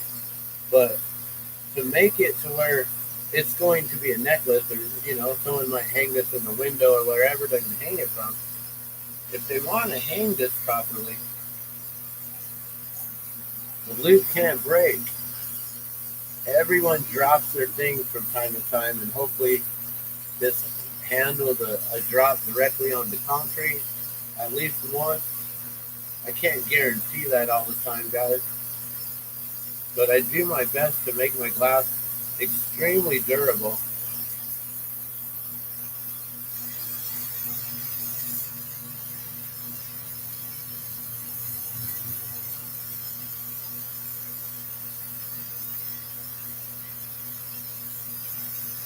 It is borosilicate glass, or Pyrex, so it's the most heat-tempered glass that's available that we use for art glass.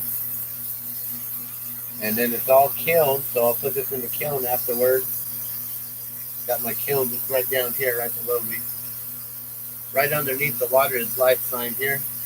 So those of you who are just watching, also I'm known for the drop of water and making clear water drop necklaces that we have been gifting to water protectors from all over the world to thank them for protecting creators' waters. So I'm a huge advocate for clean drinking water for all as well.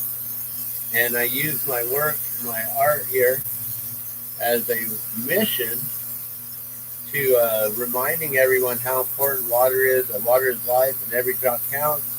And basically we are all made out of water, right?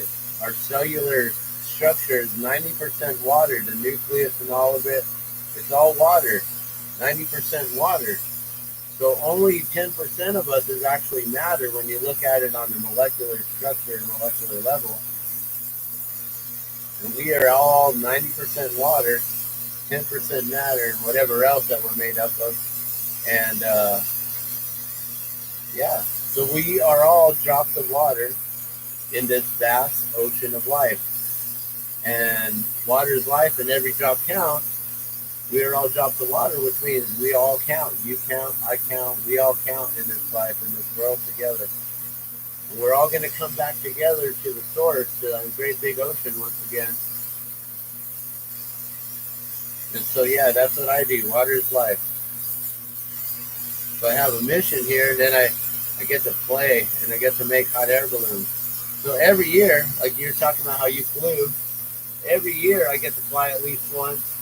I crew for a balloon here in Albuquerque during Dawn Patrol. Dawn Patrol is when the balloons go up in the basically the nighttime sky in the morning, right before the sun comes up. We are the only balloons that are allowed to go up in that darkness of the sky. And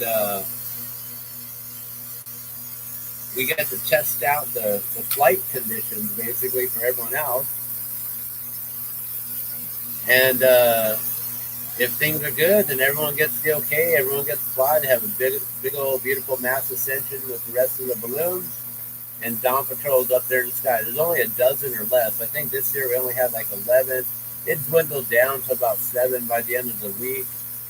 But yeah, it's such an amazing thing to be up in the balloon flying. I always film it. So this year I did film it.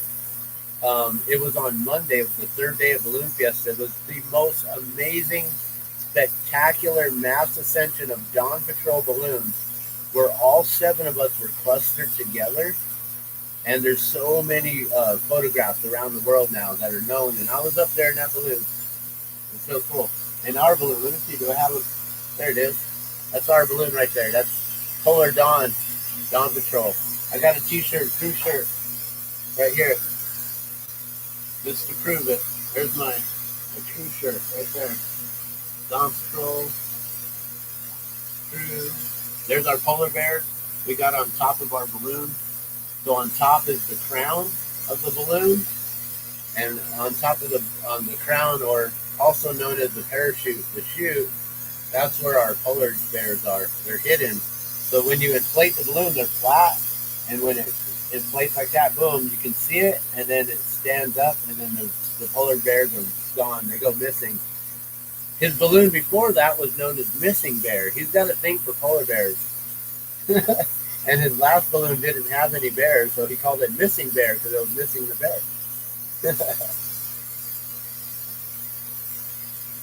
10 minutes in the wind tunnel. Man, 10 minutes. They give us a minute for $30, so that's $300 you're telling me. That's what I'm hearing. I'm like, I don't know about that. I'd rather find my friend who has a perfectly good airplane to jump out of. I have a friend who has a pilot license and an airplane, but he's all the way down south in Mexico somewhere. But he does come up here and he visits from time to time. I know that. Known him since high school. I was supposed to be in that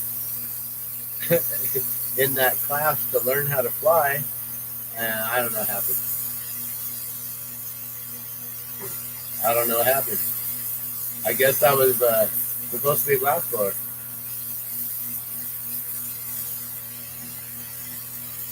All right, we're going to bring this flame down now. We're going to go real tight. We're going to do a flame cut. We're going to cut this piece off of this rod here. We're going to get rid of this big old 16 millimeter rod. And we're going to be able to finish up this balloon. And remember, like I said, at the very bottom, it's got that yellow there, right? But then it looks a little bit darker, like maybe it's got a little amber on it. So I am going to put a little amber for the scoop, for the skirt here, on top of that yellow. And then we're going to add the gondola, or the basket, right under it. But right now, I got to make the balloon shaping. So we got to taper all of this down now, all the gourds and everything. Got to bring it all down nice and slow, getting that balloon shaping even more. It's going to be beautiful. Stick around just for a couple more minutes here, and it'll be completely done. You'll be able to see the whole thing finished. So just make sure you stick around just a little bit longer, guys, whoever's here.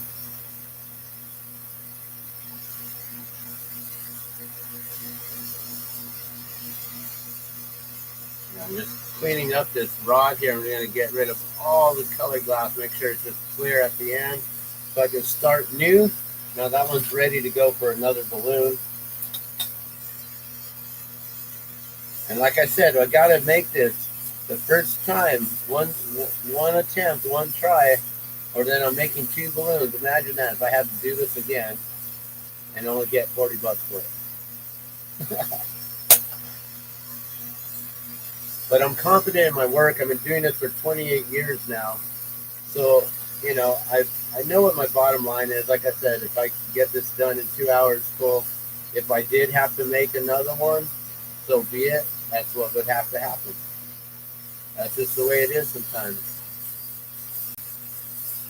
I'm sure you understand, Angela. You had to work on a piece, and then for some reason it doesn't work out. It's not the right piece that they wanted or something. You're like, well, I'll just sell it to someone else.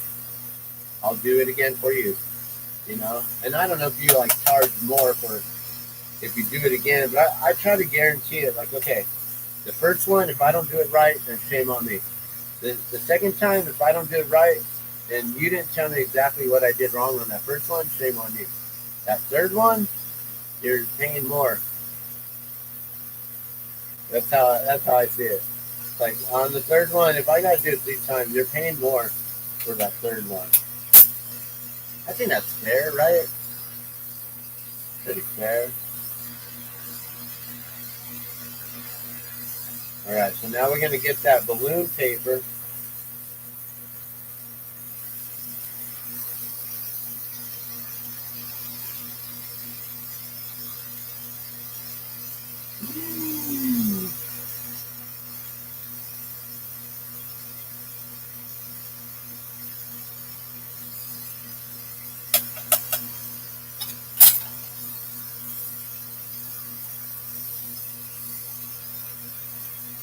Oh, the picture went away. All right, I'll show you guys the balloon. And you guys will see how beautiful that looks.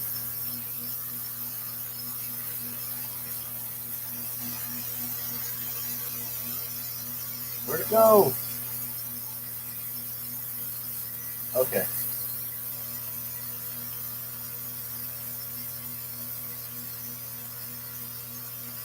All right, well, the color, oops. The color probably isn't cooled down enough to be identical yet, but there you go. These will all cool down, and then those dark colors they won't be all looking black. They'll be more reds and stuff. All right, I'm going to add the very bottom here. So on the bottom we got that pink, and then all of that is yellow, huh? Okay, all of that's yellow. So I can pull a lot of that actually. Okay, I'm glad that I went in to see what it looked like again.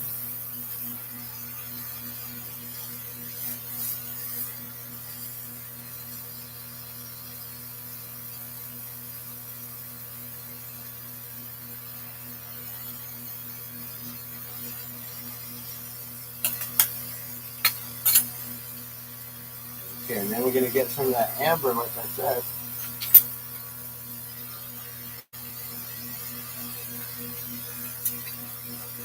And we're just going to add a little bit of amber underneath that yellow to give it a darker skirting.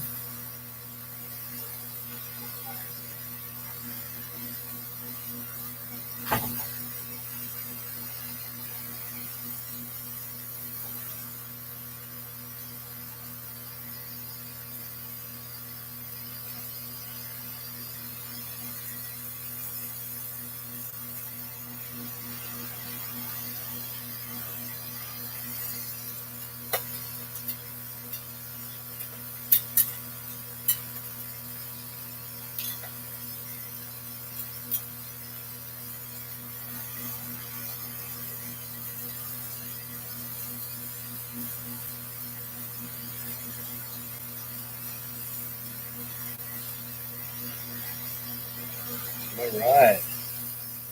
Now we got that down there.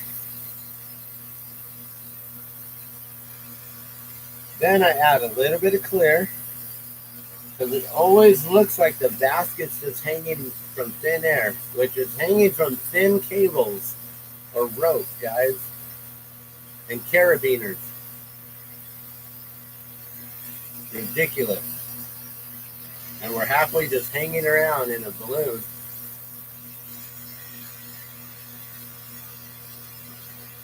We're gonna create that little bit of a space to then put that gondola right underneath all that. Maybe not that much.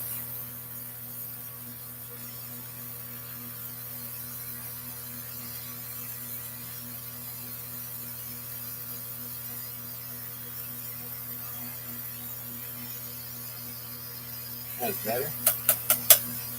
And then we get our basket color, which is just a caramel here that I use.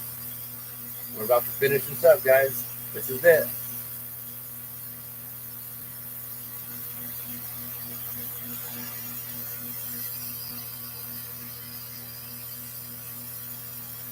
We add just enough as a dot right on the bottom. And we try to make it look like it's hanging, floating from thin air. Just a little bit of waves from that balloon. So that clear glass is in the center right there. There you go. Now you can see it. Gondola on the bottom. And bam. I do believe that the person who ordered this is going to be really happy. Maybe they'll give me a little bit more, but not necessary. I told them probably 40 bucks. Well, actually, I don't know what I told. I told them minimum 40, I believe. I think that's the pricing. Minimum $40, 40 and up. So I could ask more if I want it. We'll see. I like to keep things affordable, though, for everyone. But there you have it. That's a done piece right there, guys. All finished now. I'm going to drop this in the kiln.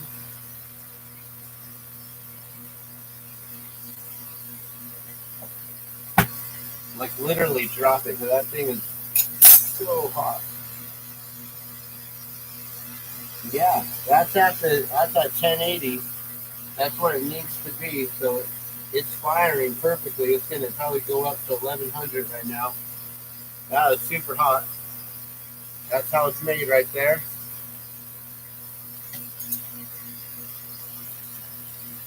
Once in a lifetime thing. Gets too hot and cracked. Oh, yeah. So when you're working on your stained glass, when you're soldering, yeah, it gets too hot in some spots and it cracks. If you don't, like, you got to keep that flow, right? Like, I'm not an expert. I've just seen how it's done. It don't mean I know how to do it. Okay. So now with that being done, right? I'm going to show you guys real quickly how a classic balloon is made. We're pretty much at the 2-hour mark right there. So, you know, that's my minimum. $20 an hour is what I like to get when I'm working. If I can get more, then that's wonderful. You know, maybe I can get $25 or $30 an hour for that piece that I just made and get 50 to 60 bucks for it. But I'd be happy with the $40 minimum that I asked for these. So let me show you simply how I make these balloons. So I'm going to do a replica of our balloon here. So I actually don't have one anymore. But you can see it's got more yellow and then the orange and the blue, right? More yellow than the orange and blue. I'm going to do a quick version of the replica. This isn't how I replicate our balloon. So I'm going to do a quick version of it, okay? You need the blue.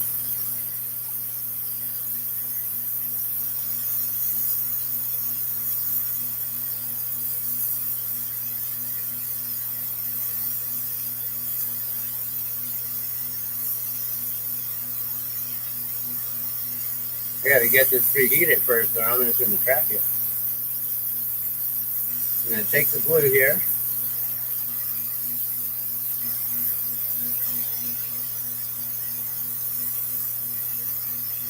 Just like that. Boom. Blue. Then the orange.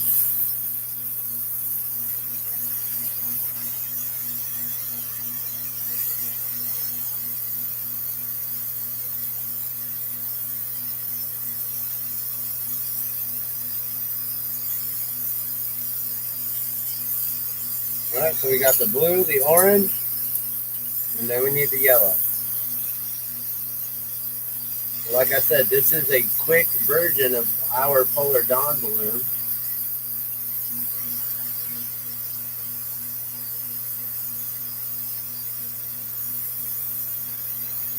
And being that it's Polar Dawn, I add a little bit extra work in it, being that this is a classic balloon style. Sometimes I'll ask 30 bucks, but usually they're 20 on them. I'm going to heat it up.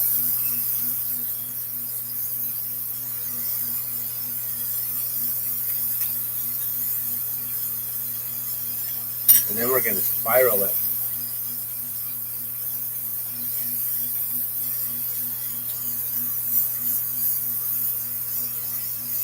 And those of you who are staying with me all the way through to the end of that balloon, thank you so much for watching all the way through. Or those of you who are still here, Just so you know, my most dedicated viewers and subscribers, um, I always do this. I always say if you just comment, down below, I love glass balloons, then your name will get entered into a drawing to win a glass balloon. And probably it'd be one of the ones that you get to see live here, like this one possibly. Although I would love to have this one made for myself, because I don't have our balloon, and I would like to be wearing our balloon so I could show it off.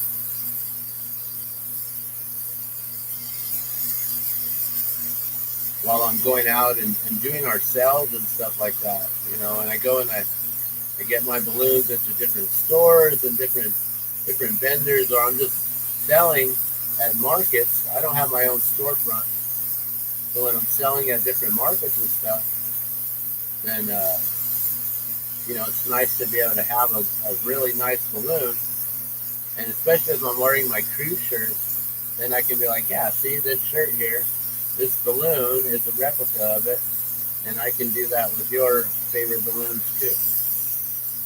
Alright, so what I do is I spin up those colors quite a bit so I can get that yellow twisted up in there and blonde, and hopefully I can get the blue to show up at least like 3 or 4 times on one side, as well as that orange.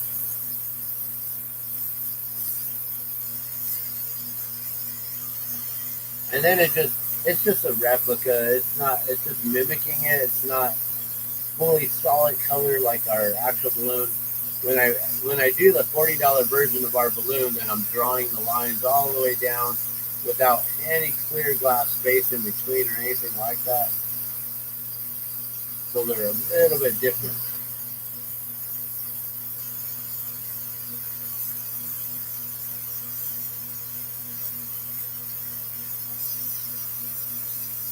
So, and for those of you who are also still watching, I'm going to try to do something a little crazy tonight. I've never done it before. I might do my very first mukbang. Where, you just sit in front of the camera and you eat. I might do it.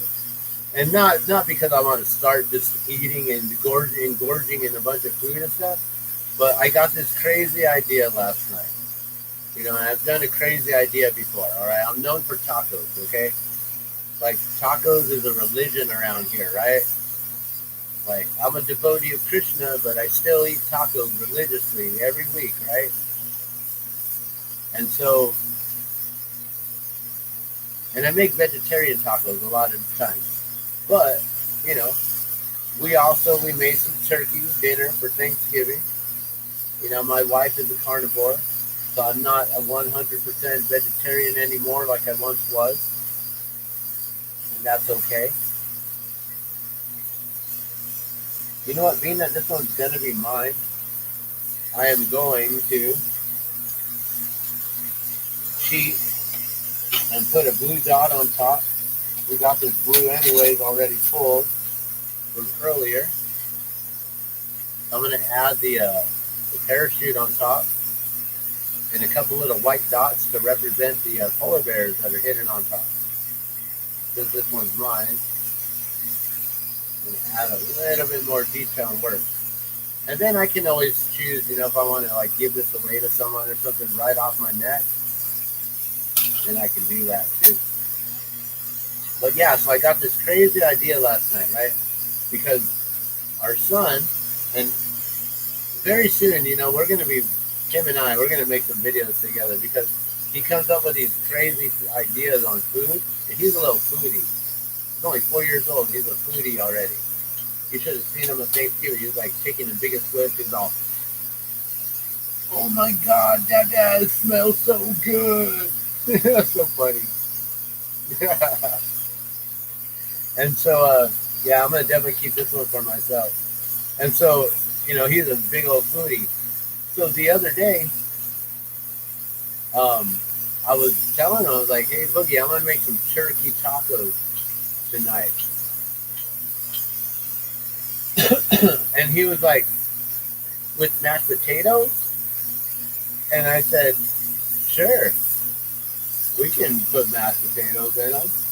And you know, I was thinking already because when I was in California, I was blowing glass in California at a place called Moon Made in Glass Studio. It was on 2nd Street in the Pomona Arts Colony. And my friend Nancy, Lopez, she was running it. I just showed up one time to deliver some glass, to hand deliver glass to her from Albuquerque. She wasn't expecting me. And I showed up and helped her out with her grand opening, which was super cool. And she was really grateful and thankful. I mean, being there, and I got to help with like painting the outside, finishing up things, and then helping her removing the display cases and watching her work on stained glass. She was a stained glass artist. Moon Made in Glass Studio in California, Pomona, California, down south. And so that's where I actually did some of the pieces, the only 2 pieces I'd ever made. I worked on a beautiful mushroom scenery with looked like rain falling down with textured glass that looked like drops on them. And then I made the 1-inch squares, and I made a chessboard. And the chessboard I actually soldered together and finished it up. I made all handmade pieces. Excuse me, sorry. Sometimes I get a cough from time to time. And so I made all the pieces and I sold it for like, $500. I think it was $420 is what the number was.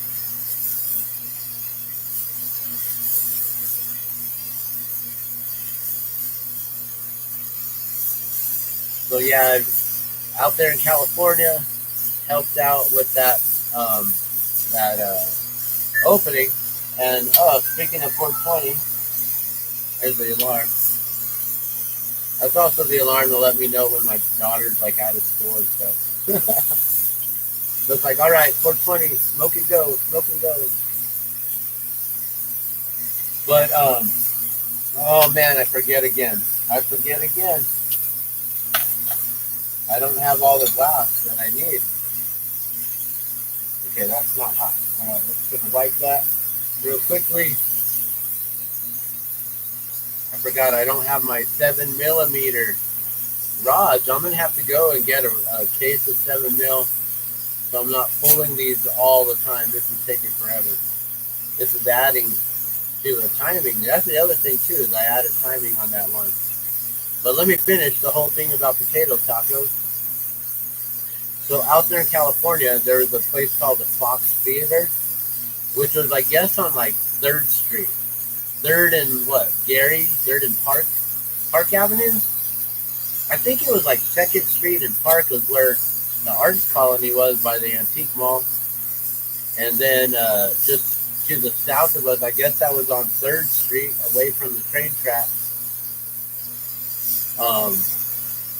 Unless it was 1st, I don't know. But I think it was 3rd Street. That's where they had on the corner this place called the Modelo, or El Modelo, or La Modelo. It was a restaurant, Mexican food place. And they had a daily special where you get like 3 potato tacos. And it was pretty much like these really nice, softly, I don't know, like pan-fried potatoes that were cooked in jalapeno juice, and they had chunks of jalapeno in it. And then you get like a Corona with it for $5. 3 tacos and a beer for $5. And we would do that like almost every day, So when our 4-year-old was like, "You gonna put mashed potatoes in it?" And I was thinking, well, it's already turkey. Like, why not? Let's add mashed potatoes in it, right? And then I was like thinking, okay, you know what?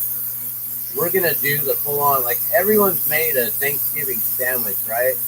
Or Thanksgiving casserole, or Thanksgiving this and that, right? And people have made turkey tacos, right? But has anyone made the Thanksgiving dinner taco? I'm talking full-on, put your turkey in there with the stuffing, the mashed potatoes, We don't do gravy here in New Mexico. It's traditional that we use red chile on our stuff. So then covering it all with red chile, and then I was thinking at the very end of the taco, for dessert, we'll just stick a piece of pie right there in the end, so you can eat your pie at the end, or maybe just throw a pie in another taco shell on the side, and you have that on the side. But I was really thinking, like, let's just put it in, like, right on top, all of it, just like that. So I might do that later. It is Taco Tuesday, and I do feel like maybe being a little silly today and doing my very first mukbang where I will eat that in front of y'all. Just for fun later on. Just for fun. Because this is what? The Glass Man's world. And I'm just going to share some crazy things in my world like that. I think it'd be fun. What do you think? And so mukbang, what is that? Does that mean that you have to engorge? So I got to eat like 10 of those to make it a true mukbang? Or is it just watching someone just eat randomly, Is that what I don't really know what mukbang is. I'm going to have to look into it. So if I'm going to title it mukbang, it's got to be real, right? Or it's like my almost mukbang. And I can do that and call it, this is me doing an almost mukbang. So right now I'm adding the texture, guys, and I have to make sure that I'm not dragging the color down. So on that last balloon that I made, I had to add I had to melt down that color and then drag this clear glass over it and make sure I was pulling it down, right? So then it would create that zigzag effect. But I don't want a zigzag effect on ours because our colors just spiral straight up. They don't zigzag as well.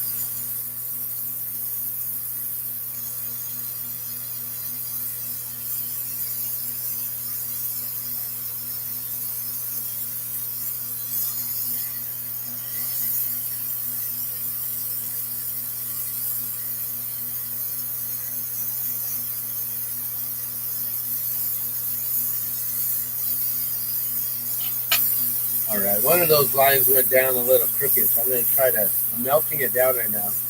I'm going to try to push it over just to center it a little bit better.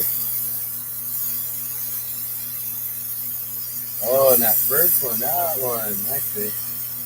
We'll put this one over.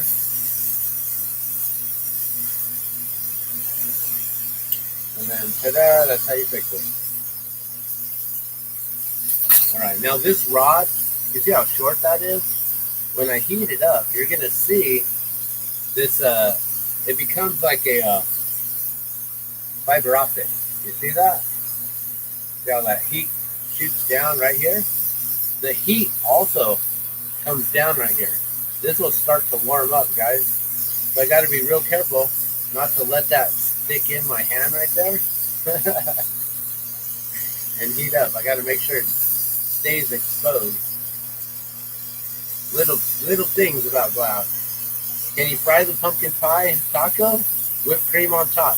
I was going to add whipped cream at the very end. Deep fry the pumpkin pie taco? Woo, man. Now you're talking, okay? Now you're like, okay, we're going to make the taco shell and then coat it with cinnamon and sugar? Like that? Like you mean like that? And we can add a scoop of ice cream in it too. I only got cookies and cream, not vanilla, but I'm down. I'm so down. And we can do the whipped cream all on top and everything. Deep fried. I don't have a deep fryer. I got an air fryer. Not the same. It is not the same. Deep fried. Oh my gosh. And then what? Should I coat it in like more pie crust? We'll make it like a tamale. We'll make it a pumpkin tamale pie, guys. Holy. You just made me think of something even crazier now. You should join me a lot more often on these lives.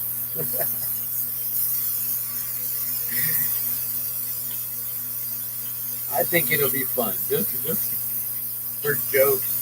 So one time I made this thing. It was like, it's not a taco. It's not a burrito. It's a taco-rito.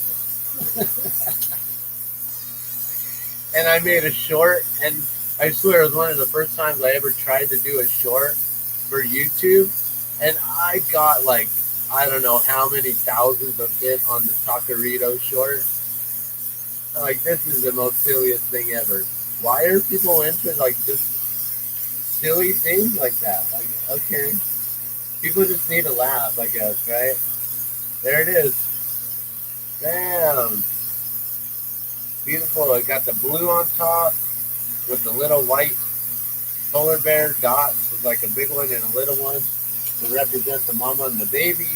Then you got the stripes in there. It's going to eventually look like that. This is going to be a darker color.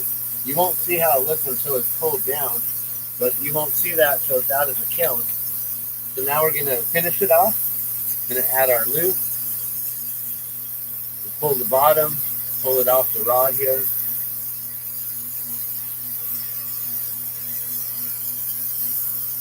Yeah, coat with cinnamon sugar. That's going to be so dank. But deep fried, oh man. So when I make my taco shells, I do fry them in oil. So the shells are already deep fried. I don't know about deep frying the whole thing. I guess I could pan fry it in a bunch of oil. That's crazy. Now you crazy talking right there.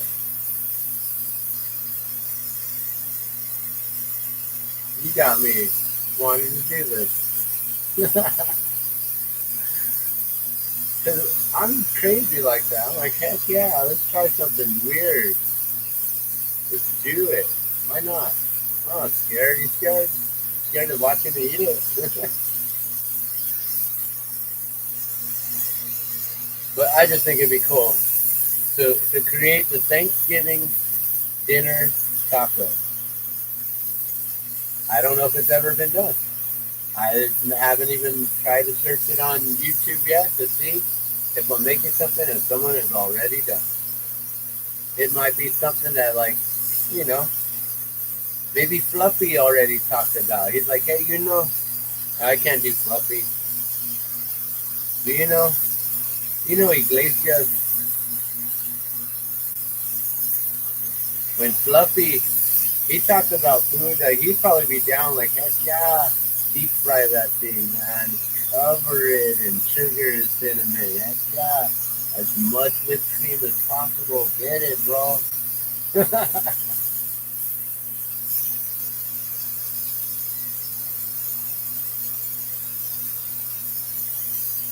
I never wanted to do stand-up comedy, just so you know. But I come up with some silly things that probably would work. Maybe he wants my jokes. I could be his writer. Kidding. I don't write anything. Writing, my sort of writing is coming up with something on the spot and then trying to remember what I just said. That's me writing. So if I press record, then you got yourself a new song.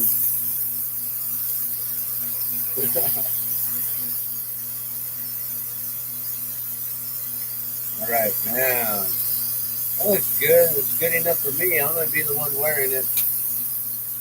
Okay, so now we're gonna take it off. Once again, we get the punchy. It's just a scrap piece of glass. It's long enough to have as a handle.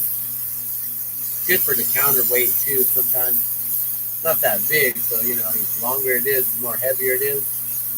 Get that counterweight on the end of it. And we attach it. This is just like a tack weld. We're not like wanting to stick it there forever. It's like not a permanent attachment there. And then at this point, like once you let it set up, this is when you can tell, okay, is that a good tack weld? Is it? And I just let go of it, and yeah, that's good.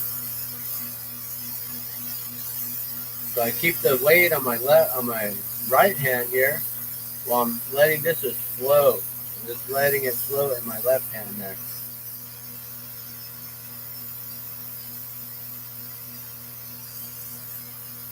I see what you're saying. You're talking about like the empanadas. Well, I guess like a but see the chimichangas, those are made with flour tortillas, and that's a whole different thing. And you know, I have made a dessert burrito. I have made that. Dessert burritos are good. You cook up some fruit, you put it all up in the tortilla that's been cooked. It's been cooked in butter. Flour tortilla cooked in butter, coated with cinnamon sugar, and then some fruit and ice cream and chocolate syrup. Roll it up in a burrito, and then you can try to eat it with your hands, but it's drippy. It's drippy. Fluffy might like it drippy. But yeah, it's delicious. It's so good, and I haven't made that in so long, or else I would be as big as Fluffy right now. If I ate that every day like I want to. There's some things that you just gotta say no to, right? Like in the 80s, they taught us how to say no. Just say no. But they didn't say, just say no to ice cream, guys. Just say no to them drippy, drippy ice cream burritos. It's like, what? Why would anyone ever need that warning? They're like, huh, you've never seen Fluffy, have you?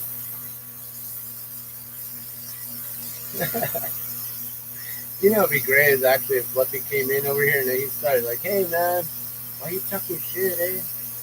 But hey, let me have some of your tacos. Let me know when you pick. I know he likes food. He's a foodie. That's why I'm saying it. I'm a foodie too, but I've learned to cook Ayurvedically to where now I don't have to be so much of a foodie all the time.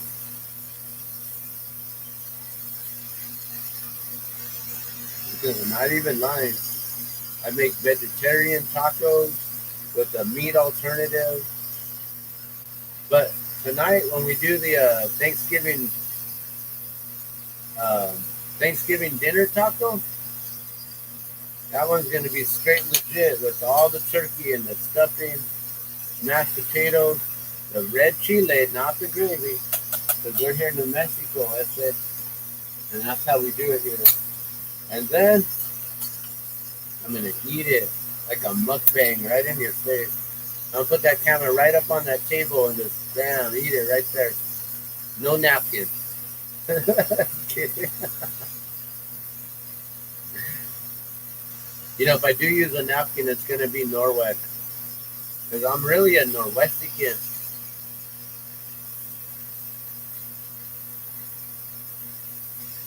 It's a Mexican who uses Norwex. I'm a Norwexican. I'm one of those, you know, those high class, those upper class Mexicans. We use a boat. We don't swim across the river. We use a boat. We don't even use a raft. Just kidding. We call an Uber.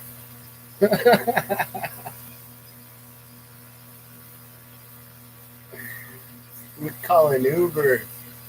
There's no swimming.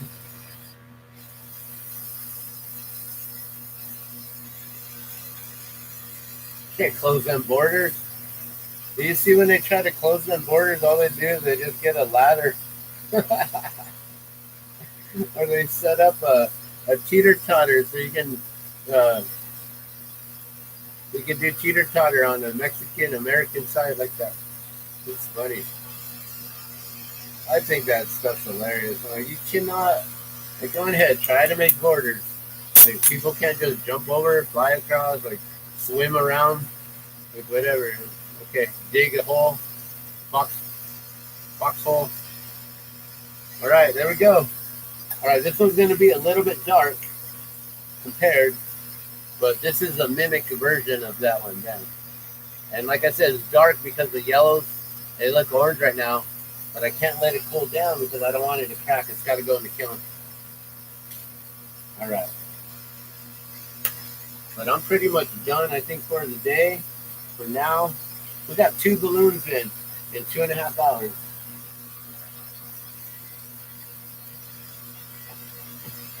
That's crazy.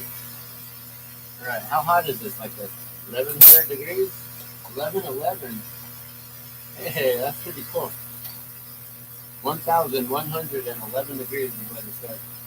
Which means that I can just like turn the kiln off pretty much right now, and they'll sit. That other ones reach the temperature I normally let it cook at 1080. It's supposed to be about 1050, but I let it cook about 1080, a little bit hot, and then I just let it go. But hey, thank you so much for tuning in. I gotta go eat soon too. It's cold here. Made homemade broccoli cheddar soup. Hey, I can't make that because my wife's dairy free, gluten free, but that sounds good. All right. And thank you so much for tuning in. I will try to do that taco dinner, Thanksgiving dinner taco tonight. All right. So if you want to tune in a little bit later, I don't know what time it is now, but I probably got to do lunch before I do dinner. So you guys have a beautiful day. Thank you so much for tuning in and watching. If you guys want to place orders, the description is in, the link is in the description below. And just make sure you send it to the Glass Balloons page over there in the messenger there. And yeah, I'll make sure to get you some pieces made.